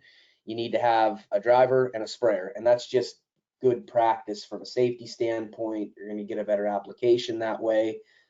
Even if you're using a computer flow control system, it's still a good idea to try to have somebody running the spray box and a guy driving, keeping an eye on what's going on. So, and these pre-emergent applications, we're typically doing those, this time of the year, as long as the ground isn't frozen and it's still super cold, but the soil's starting to heat up, okay, and seeds are beginning to germinate, and that's when we see the forsythia and the crab apples start to bloom. That's usually a good indicator of our bare ground season. So the equipment there for a guide rail setup, there's probably people in this meeting that have been doing this for a long time, and they know what I'm talking about here. You want two 45-degree mounted guide rail nozzles, a foot, foot and a half, whatever, 10 inches off the ground, depending on your guide rail height. And you want that 45-degree angle to prevent shadowing. Okay, so what that means is if you just have one nozzle spraying forward, you come in behind a guide rail post, you don't get that wraparound of your pattern. Now, in the days of the oust and different products that would move in the soil, you could be a little sloppier with the application and it would fill in maybe for you behind that guide rail. But nowadays with the updated chemistries that are out there, typically these sprays stay where you put them. Okay, so if you don't treat behind that guide rail post, it's going to tell on you. Okay, and this may be a contractor's problem if they're being held to a bid spec, or it could be your problem as a DOT employee. Okay, that you have greenery out there behind a post. Okay, so you want to keep those guide rail nozzles, two of them 45-degree angles to reduce your shadowing. Again, some equipment here. You can see on the left, that's a guide rail setup with a deflection zone application. So they can go out, they can do their guide rail spraying, make sure they got their tank cleaned out, or, I don't want to get too in depth, but, some DOTs, they have a roll-off tank So they just roll their tank off, put another tank on. If you have that budget, you can do that, and then put their deflection zone mix in there come that time of the year. Okay, because we're going to be doing this guide rail spraying now in early spring, late spring, and then we'll be going back out in, say, like a June or something to do our selective weeding and our brush control, you know, back behind the guide rail. The photo on the right, that was just built at our shop. We have Jim Wilfong there. Jim's been around for a long time. He does a lot of the fabricating and stuff on equipment and spray units, but he builds these guide rail nozzle setups there. You can see the boom busters, the solenoid valve on top, and then the actuator on the back, and then that can mount to a custom fabricated carriage on the front of the truck. And then you can adjust your pattern of your guide rail setup. It's great having photos. This is a viewpoint esplanade with 2 quarts of glyphosate per acre underneath a guide rail, just, you know, showing that it does work. Great mix. Stacy has a new product called TerraView that would be great to pair with an esplanade to get out and put underneath guide rails as well. So that'll be something hopefully in the future we get some good pictures of. Selective weeding down behind a guide rail. Again, you know, we talked about the guide rail application underneath, move on to the selective weeding and the brush control back behind the guide rail. Okay, so you're using selective herbicides there. They're going to preserve the grass, no erosion, but we're going to get control on woody and herbaceous plants, broadleaf plants.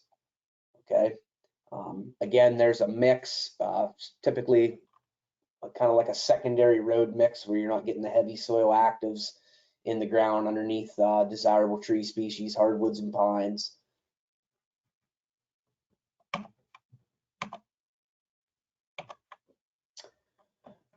Just some more photos there of the Radiarc spray head mounted onto some equipment for the DOTs. I mean, the DOT world's crazy with the contractors and the actual DOTs themselves with what they custom fabricate. You know, I deal with the contractors that do this type of work, and you deal with guys coming in every year that think they're just going to mount a sprayer and they're going to pick up this work and make money. And it's an intricate industry to be in, and it's just not bolt-on parts. So everybody has to consider that when they're going into this. What you guys do out there is it's an art. That's why you're a certified applicator. I showed that ditch bank in the opening, one of the opening slides. I'll be getting photos. This was a month after treatment with Vast Land Milestone, I believe. I'll be getting some follow-up photos this year to see how clean it is. There's this close-up of the thistle in there that was a big concern.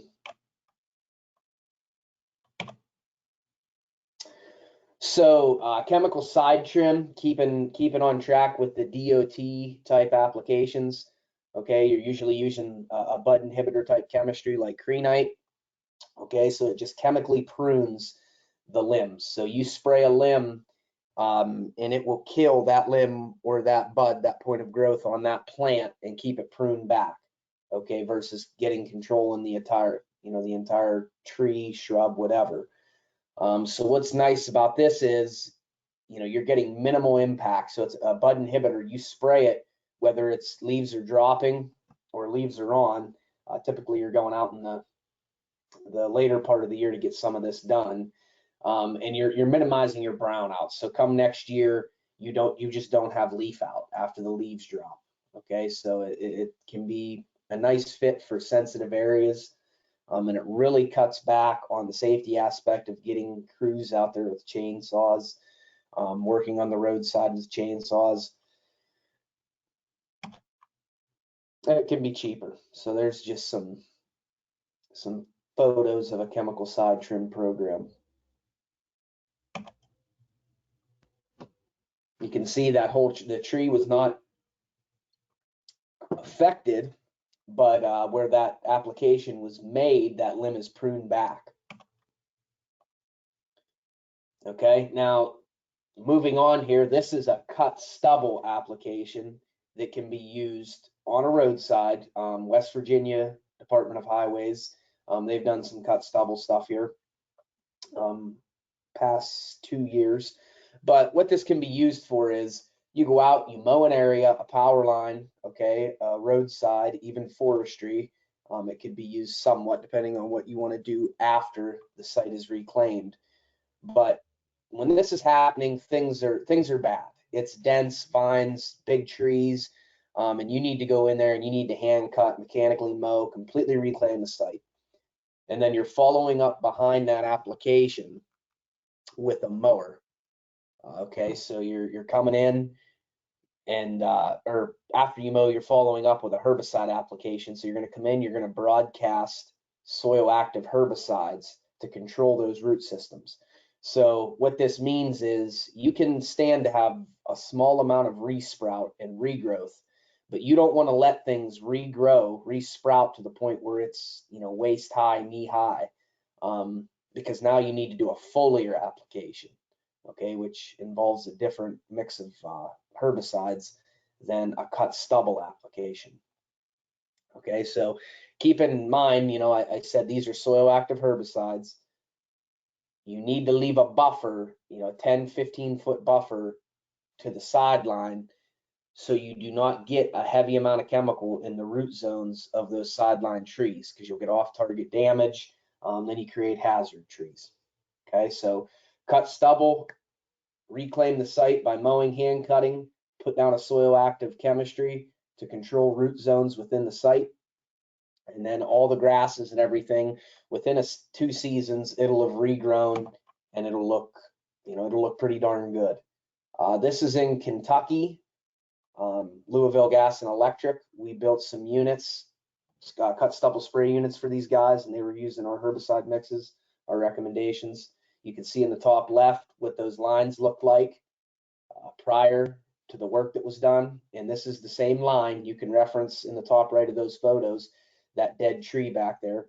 And they were just ecstatic. I mean, everybody we've talked to has just been super happy with these UTV units and doing cut stubble programs on their power lines. And that's down the road after a cut stubble program. Everything with the goldenrods will come back. You know, your grasses, it'll go through the forest succession process. And you know, the thing about it is at this point now, you don't have crews going out there with high volume equipment, and same with a roadside. You don't have crews going out with high volume equipment or mounted trucks that have to go through and spray these huge patches of brush. Now crews can go down this power line, you know, 3-4 guys, whatever, and fill to each other, and they can basal treat, foliar treat, and, you know, spot applications, get right in on top of the undesirable species and treat. Okay, so I'm going to move on to some low density backpack type applications. You know, so what is low density? Less than 1,000 stems per acre, roughly 8 foot maximum height. All right, that puts it into words, but you know, what does 1,000 stems per acre look like? You know, it can be hard to picture in your mind. Now, this isn't 1,000 stems per acre necessarily, but this is a low to medium density type site here, just to put an idea, you know, a picture in your mind of what those sites look like. And that's a great option for low volume backpack foliage treatments. All right, so you're going out with a backpack, workhorse of the industry. You can get into a lot of different sites and just do a lot of work with backpacks versus trying to get a spray rig or a spray truck in there. All right, so again, low to medium density brush, 1 to 8 foot in height. You think about it, that height threshold, once you start getting too tall, now you're trying to spray the top of a plant with a squirt gun on a backpack. And you can't reach up there, or you're going to run the concern of drift potential onto non-target plants. And the coverage of the terminal bud there, that goes for any foliar application. We want to cover the terminal bud, the point of growth on the plant, Spray to the point of coverage with low volume backpack foliage applications. That is to the point of coverage is the point of a wet leaf surface, okay? Where high volume, you're gonna hose it down to where it is completely covered and dripping off. You don't wanna do that with low volume because it's not necessary. You're using a hotter herbicide mix. So just spray to the point of coverage on the leaf, top to bottom, 2 sides, try to get 70 to 80% coverage and move on. 10 to 20 gallons per acre. You start getting up around 20, 25, 30 gallons per acre with a backpack. You know, that's getting to be pretty dense. You're spending a lot of time there with a backpack. Not very fun for the employees and the crews to be in that dense of stuff. So maybe you want to look at mowing or a high volume application to get in there and get coverage. Rain fast within 1 hour. That's it's always a question you get. What goes on with foliage treatments? How rain fast is that? So if I'm spraying and a thunderstorm opens up on me, what do I do now? Did everything I just sprayed, what do I do? Did it wash off? Is it going to uptake into the plant?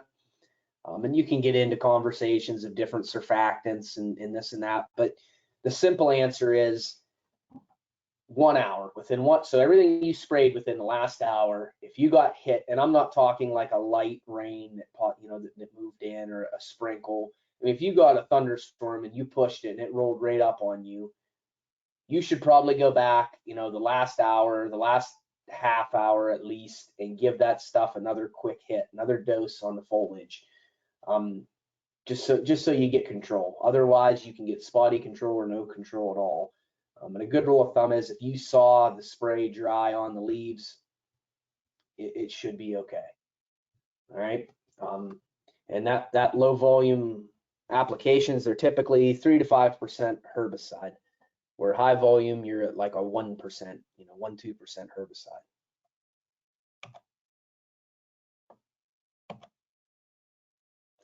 So rights of way in forestry, this vast land, Garland 3A, take your pick, plus rodeo, Accord, Roundup Pro, pick your glyphosate there, plus Escort XP, 1 gram per gallon, and Kingpin surfactant, or just a good non-ionic surfactant, is a great mix. I deal a lot with consulting foresters, DCNR in Pennsylvania, Game Commission, and this is just a great 3-way mix for a backpack to control just a number of brush species. Okay, the triclopyr and the vastland in there is going to get you control on your autumn olive.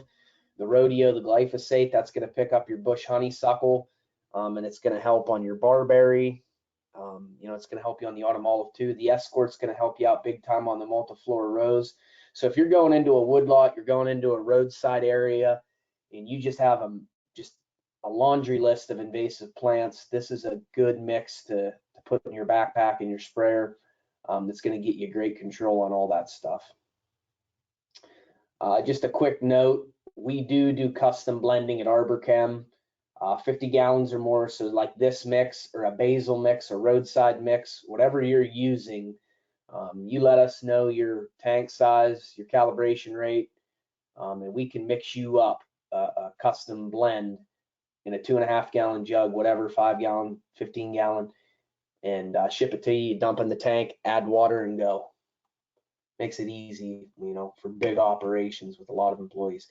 This is a non-selective mix though, keep that in mind. So if you have grasses that you're trying to preserve, you're going to control those as well. Just some photos of, I know those 2 on the right aren't necessarily backpack applications, but just some photos of a backpack application. You need to have a good low volume water gun when you're doing those applications. You can run a spray one that comes with like a Birchmeier pack. They're great. They're good for foliar applications, not the best for basil, which we'll talk about. But this water gun can make it it can make it easier on your hand at the end of the day than a wand or a heavy, a real heavy spray gun can. Aquatic, so you get a ton of questions on an aquatic safe mix. Polaris plus Rodeo plus AquaChem 90. That's a full aquatic mix, so you can treat your targets in standing water and wetlands. It's a good Japanese knotweed mix. That's a backpack rate right there, okay, to put in a backpack. So I just like to hint on that real quick and hit on the aquatics. You want to be selective in even high volume. You know, you want to try to be selective in your application, because on power line right-of-ways, I know years ago there was a mentality that it was sideline to sideline, ground to sky. You know, you went out with a spray gun and you sprayed that entire right-of-way. You turned everything brown and hit the reset button, and you got control. Well, you know, as time went on and people figured different things out, studies, research, you know, just a lot of advancements, and not only the application types and the science, but the chemistries themselves.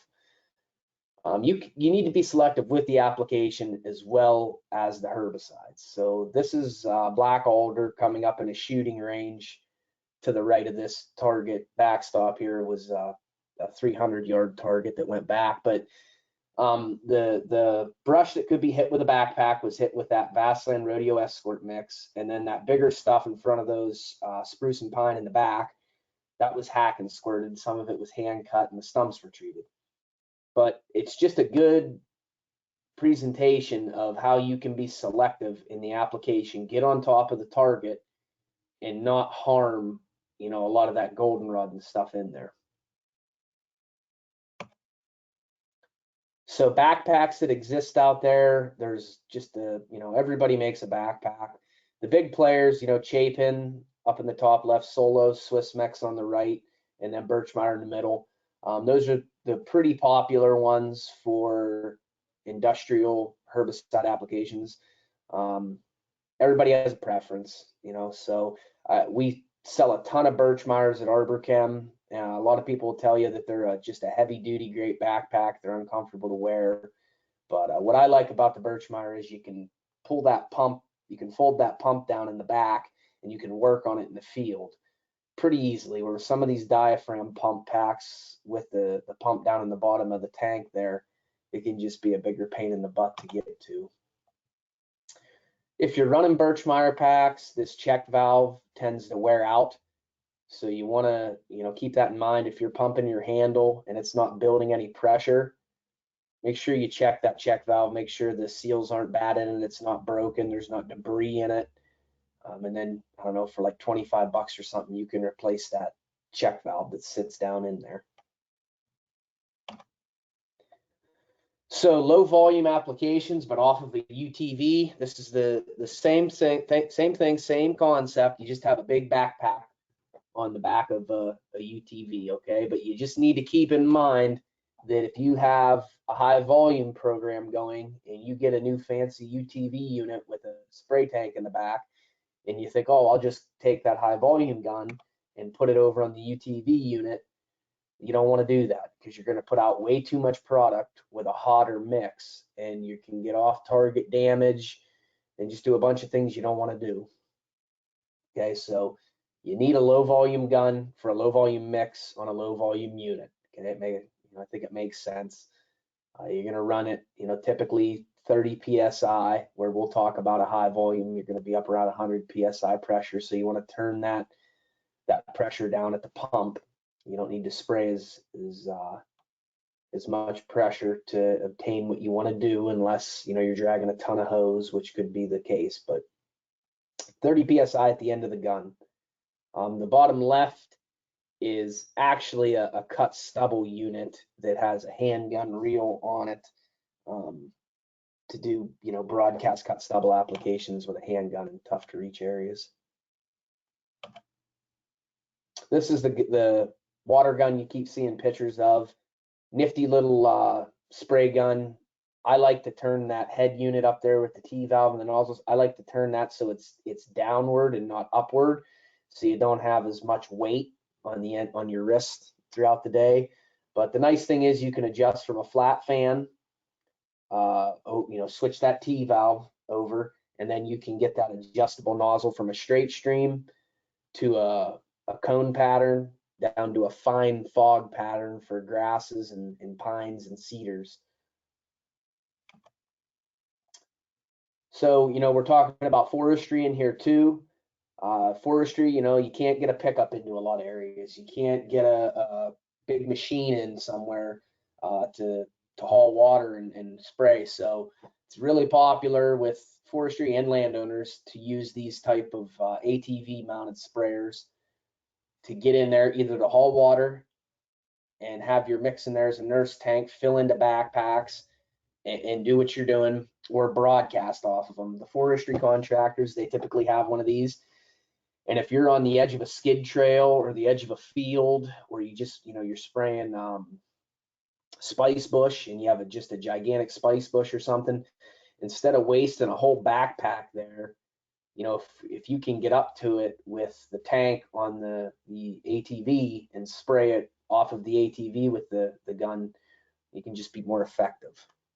So, and these are all sprayers that we carry as well. Industrial type sprayers. So this is for your high volume spraying, the cut stubble units. These are great aluminum frame sprayers. They're more expensive, obviously, but they hold up to more abuse. So just kind of a comparison between a landowner grade versus an industrial grade, depending on the type of work you're doing. Because the last thing you want to do is spend money on a spray unit and it's just a piece of junk and you're beating it up. You can't get work done. You might as well buy what you need right out of the gate. So that's a little bit on the roadside, the backpack foliar. I'm going to move on here to basal treatments, cut, stump, and hack and squirt. Used a lot in forestry, used a lot in right-of-way, DOT, all of them. Your ultra low volume basal bark applications, that's our low to medium density brush again. We can treat targets up to 6 inches diameter at the base, 12 to 18 inches up the stem, and we want to get 360-degree coverage, so full coverage around the stem. We can do this year round, but times of the year when the stems are really wet or they're frozen with an ice sheen or deep snow, you don't want to be out there trying to do the applications because they can just prove to be ineffective. Okay, so oil, it's an oil-based chemistry, oil and water separate, and you will not get your absorption, into the plant. With these applications, though, with basal, they are rain fast right up to the time of the event. So you're doing basal applications and a thunderstorm rolls up on you, everything you sprayed is fine right up to the minute it started raining. Okay, and probably even if you're under a closed canopy, you can even get away with spraying, a little bit longer before everything gets real wet. At least running out the rest of your backpack, so you don't have to walk back with it. So direct spray towards the ground. Always do that when you're doing basal applications. You don't want to spray through the stem and brown the grass and everything around it, just because it's not a good application. You want to provide a good product to your customer or to the public. So you don't need to be putting big brown circles around stumps and stems of trees. Garlon 4 Ultra and basal oil this is the staple. This is what everybody uses. And you can add Polaris, Milestone, depending on your species, to those mixes to be more effective. Pathfinder 2 is really popular. It's a ready-to-use product. Just dump it in the backpack, and then you can go spray. Now, I've found that contractors, DOTs, a lot of the bigger applicators like to mix their own so they can add different concentrations of Garlon. They can add the Polaris, the Milestone. And the Pathfinder has a vegetable oil-like base, so it can get thicker in the winter months and be a little harder to spray. So just a couple points there. If you're using the Polaris in forestry or roadside, right away, be aware of puddling at the base of the targets. Okay, you don't need to spray those stems to the point where you're puddling product at the base. You wet that stem to where it is wet and the oil will seep through the bark and you will get your control. You do not need to sit there and hose it down. I've been out with right-of-way crews before that, one, don't have the right equipment to do the job, and two, you tell them, hey, treat this stem for me. I want to see how you do it. and guys stand 4 foot back from the stem, pump that baby up, pump that backpack up, and just hose it down. And it's like, no, wait a minute here. You can't be doing this. You know, low to medium pressure, get up to your target. You can treat from the top to the bottom of the stem or the bottom to the top, whichever your preference is. Wet the stem to the point of coverage, 360 degrees, and move on. You do not need to soak it down. When we're doing these applications, 2 to 4 gallons an acre is an average application rate. You start getting up around 10 gallons per acre, depending on your mix concentration. You're going to start exceeding label rates, okay, which is a big no-no. And then you're just not being effective. The stem density is too dense. There's a better way to do it, and you want to look into that. That's why we do these meetings, just so when you're out there, you can be aware and ask questions. Okay, here's a good throwback. I love showing this photo. One, way too dense to be doing basil applications. You know, maybe in a forestry situation where they're doing like a crop tree release or something, you know, and you're only basiling a couple of those stems around a crop tree or something like that. That may be the case, but on a right of way, something like this, you do not want to be in there trying to basil that. And on top of that, this is probably back in the 80s or something. You know, just no PPE, no gloves on, you know, no long sleeves, no safety glasses. So just a good photo I like to show high density and where not to basil. So the thinnest bark on a tree is down at the root collar. So, you know, on this shagbark hickory, which I wasn't basiling this particular tree, but you can see you kick out that duff layer. It has thin bark there. That's where you want to try to get that product into that thin bark of the tree, because then it gets thicker as it goes up. So in a right-of-way scenario or a DOT right-of-way scenario where you are trying to control those types of species, maybe you want to try to kick that duff layer out from around the base of the tree, get that product into the thinner bark, and treat higher up the stem, especially on those thicker bark species.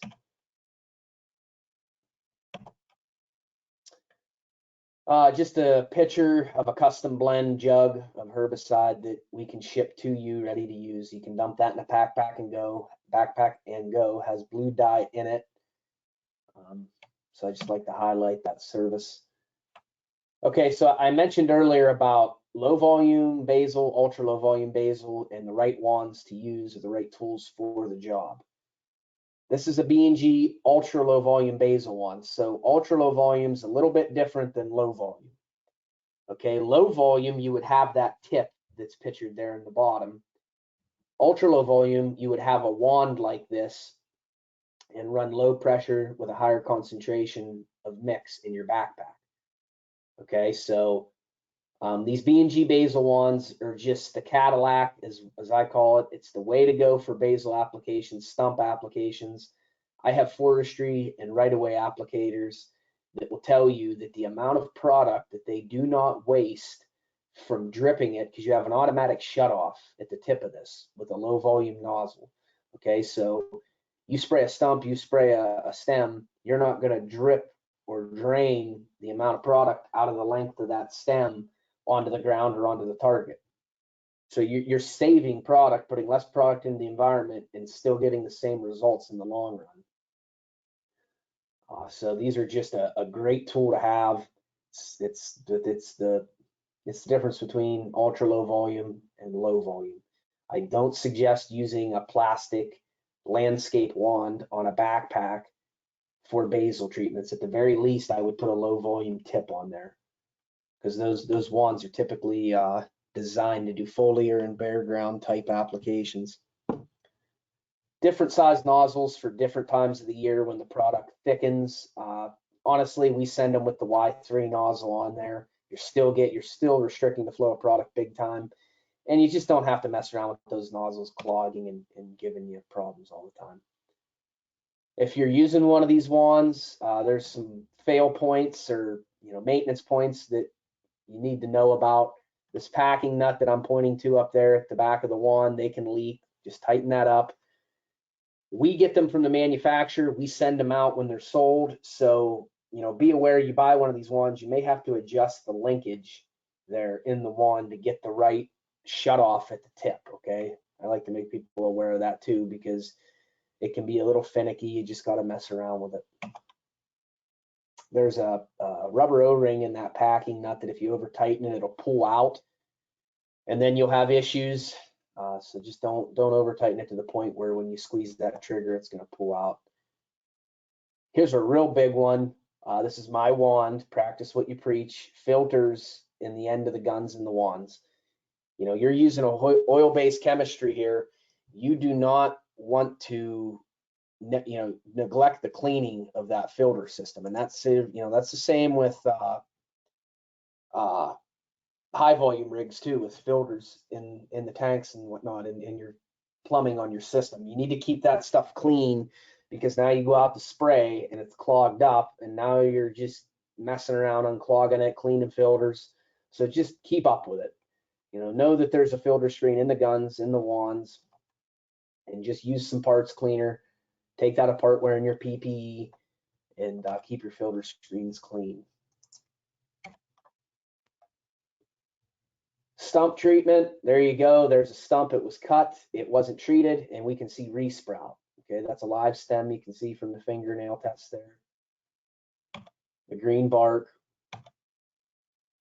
And in a lot of instances, we don't want this. We don't want stump sprouts. We don't want root suckers. We're trying to avoid that. That's why we treat with chemical.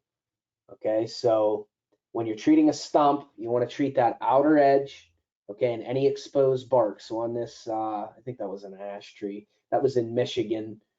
It might have been a Norway maple. But either way, it was out in Michigan 3-4 years ago now. These guys were way over applying with their stump mix.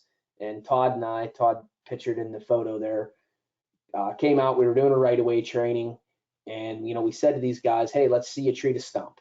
And the guy did the typical hose that baby down until it's dark blue and there's product running off of it. And we said, no, this is how you do it. You just treat that outer edge of the stump where the living tissue is, and any exposed bark, get coverage, and move on. You don't need to sit there and just soak them. All right, so there's a good photo, a good example of how to do a proper stump application. And there is cut stump and cut surface treatments. All right, so your cut stump, you're using an oil carrier, and you can treat those stumps 2 days after you cut them. Cut surface, you're using a water carrier, and you need to treat them immediately after cutting before the stump hardens over. All right, and that water, you're just treating the outer edge of that stump because that water is not going to soak through bark. So be aware there's 2 different application types. All right, so hack and squirt now. I'm getting a little long-winded here. I'm going to try to bring it home. But hack and squirt gets used a ton in the forestry world. If you're working on big transmission lines in the utility industry and you don't need to so much worry about trees falling on the lines, you can use a hack and squirt method. Okay, more effectively done late fall or late summer into fall when plants are translocating for the year and pulling those nutrients down into the root system to store over winter. All right, so if you have a heavy sap flow in the spring, like on American Beach or something, and water's pushing out, it's not the best time to do a hack and squirt treatment. Okay, because you can end up with top kill because it pushes all the chemical up and doesn't bring anything down into the roots. All right, so black birch has a fall sap flow in October.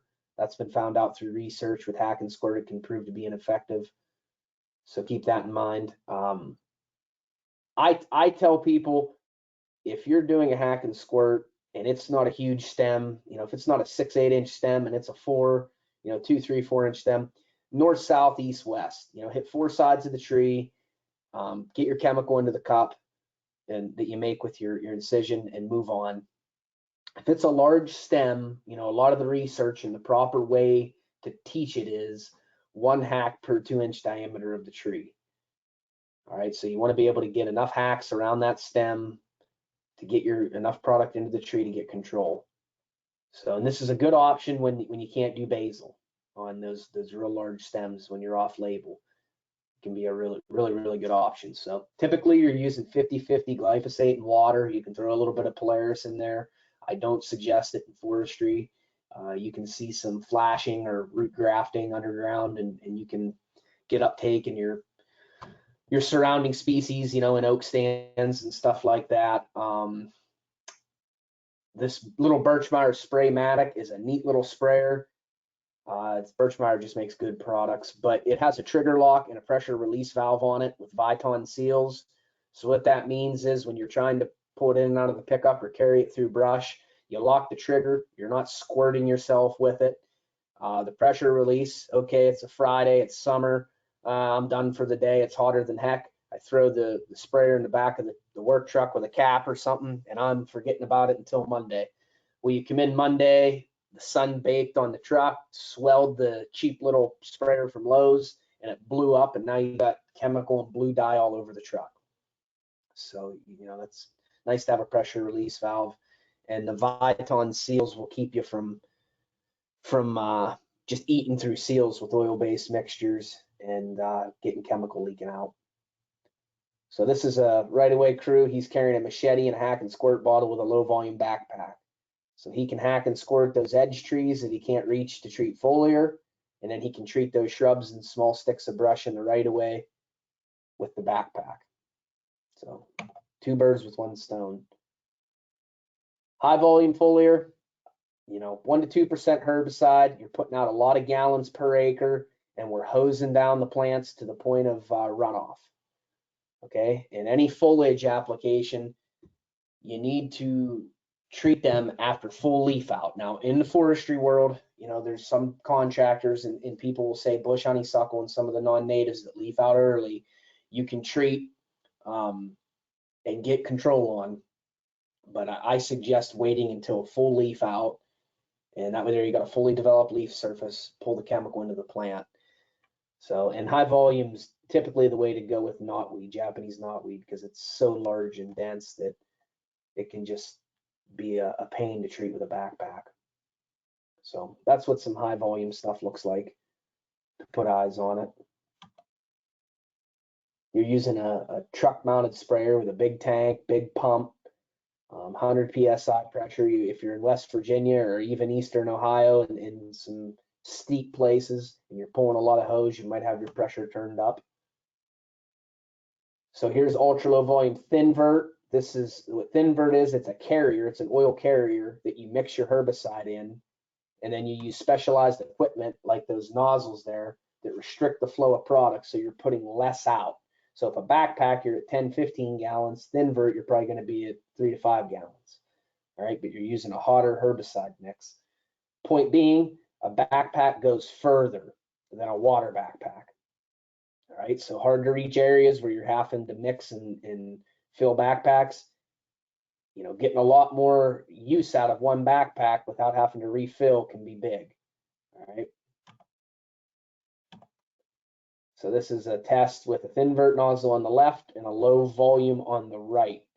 All right, 10 ounces per minute versus 3 pints per minute. So you can see where the idea of the ultra low volume comes in. That's a pattern coming out of the thinvert.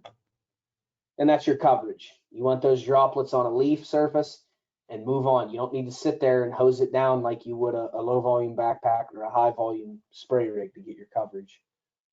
So as you can imagine, this isn't a great tool for real dense brush. You know, this is meant for spot treatment and things like that. Okay, that was up in Vermont, forestry contractor treating multiflora rose and I think some glossy buckthorn. That's just the wide cast, broadcast nozzles for thinvert. Just a real quick thing. I know we're talking to DOTs and people that do a lot of crack and crevice work in sidewalks and things like that.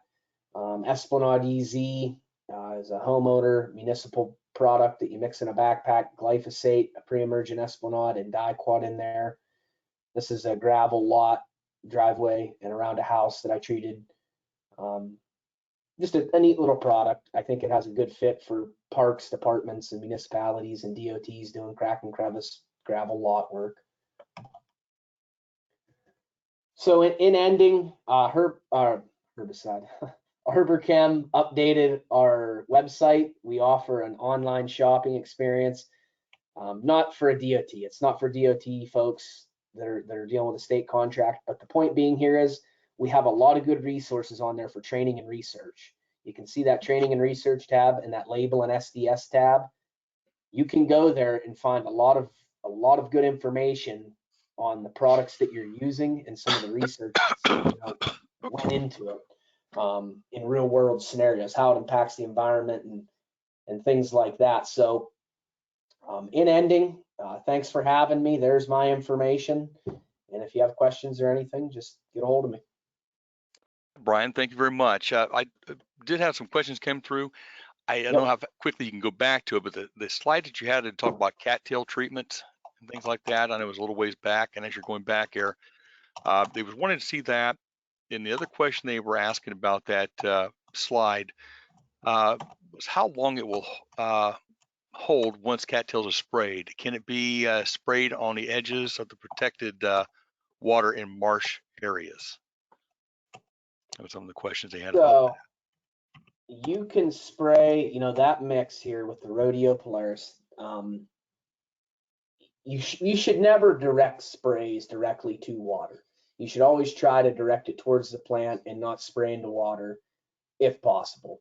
Now, if you have a protected wetland that you cannot spray in, but you have cattails and stuff on the edges that you're trying to treat, like on a pond or a retention basin, you can spray. I would think it would depend on how the environmental law is written, but you could spray probably up to the water's edge with that, or when seasonably dry. So if you can get in there when the water isn't present and standing, you can treat that area, would be my answer. Okay, thanks a lot. Appreciate that. Oh. Yep.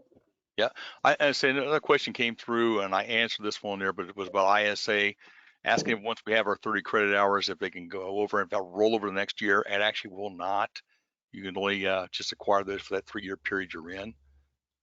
Another question that came through was if we remove trees and brush with a FECON attachment, then we spray from the roadside with a broadleaf spray, is it going to control regrowth from the stumps, etc.? No. So if you mow and you think that you're going to broadcast spray and treat stumps with a broadcast foliar mix, no, you're not going to get control. You're going to mow, and then within in a perfect world, you would be there right behind the sprayer within a couple days or a week, and you're just going to follow up with a soil active cut stubble broadcast and treat that bare ground area and get root control. That product's going to get down into the soil, uptake by the roots, and that's what's going to get you your control. If you want to mow it in foliar treat, you would mow it, wait a season, try to wait a season, and then you could broadcast it from the roadside with a foliar mix and get control that way. Yeah, basically what I told the person, I just want to make sure, tell them right on that one. I always like to do, especially woody vegetation, I always like to do in the fall of the year if you can do a fuller application so you get good uptake. That way you're working with plant biology that way. I believe you're one of the better guys to deal with, Scott, because you seem to know. I've been in a couple meetings with you, and you seem to know your stuff, which is good. well, thank you. But I think that's it. I don't think we have any other questions unless anybody else has anything they want to quickly put in. But I would really like to thank all of our speakers. Really appreciate everything you folks put together, and a big thank you to Mike Fitch and everybody from LTAP with Victoria Beal and allowing us to do all these kind of things. And of course, Jim Cook for putting everything on. Jim, if you want to say some closing remarks as well. Yeah, thanks everybody for speaking, taking the time out of your day to help further the education and get some continuing education credits for our applicators out there. If you haven't done so, day 2 is next Tuesday, starting at 8:30 again and going to 11. It is a separate registration, so if you only registered once, you'll need to register for day 2 to attend that to get the credits for next week. Again, it'll be 2.5 hours. We'll have an hour of core, another hour of core, just in case there was some people that couldn't make it today. They get that credit. We'll also have an hour of Category 5 again, and a half hour of Category 8 turf for next week to change it up a little bit. And that's all I have. I don't know if Mike's got anything from LTAP. If not, that's the end of our presentations for the day. All right. Thanks, Jim and Scott, and thanks everyone for your participation today. Have a great day. Bye.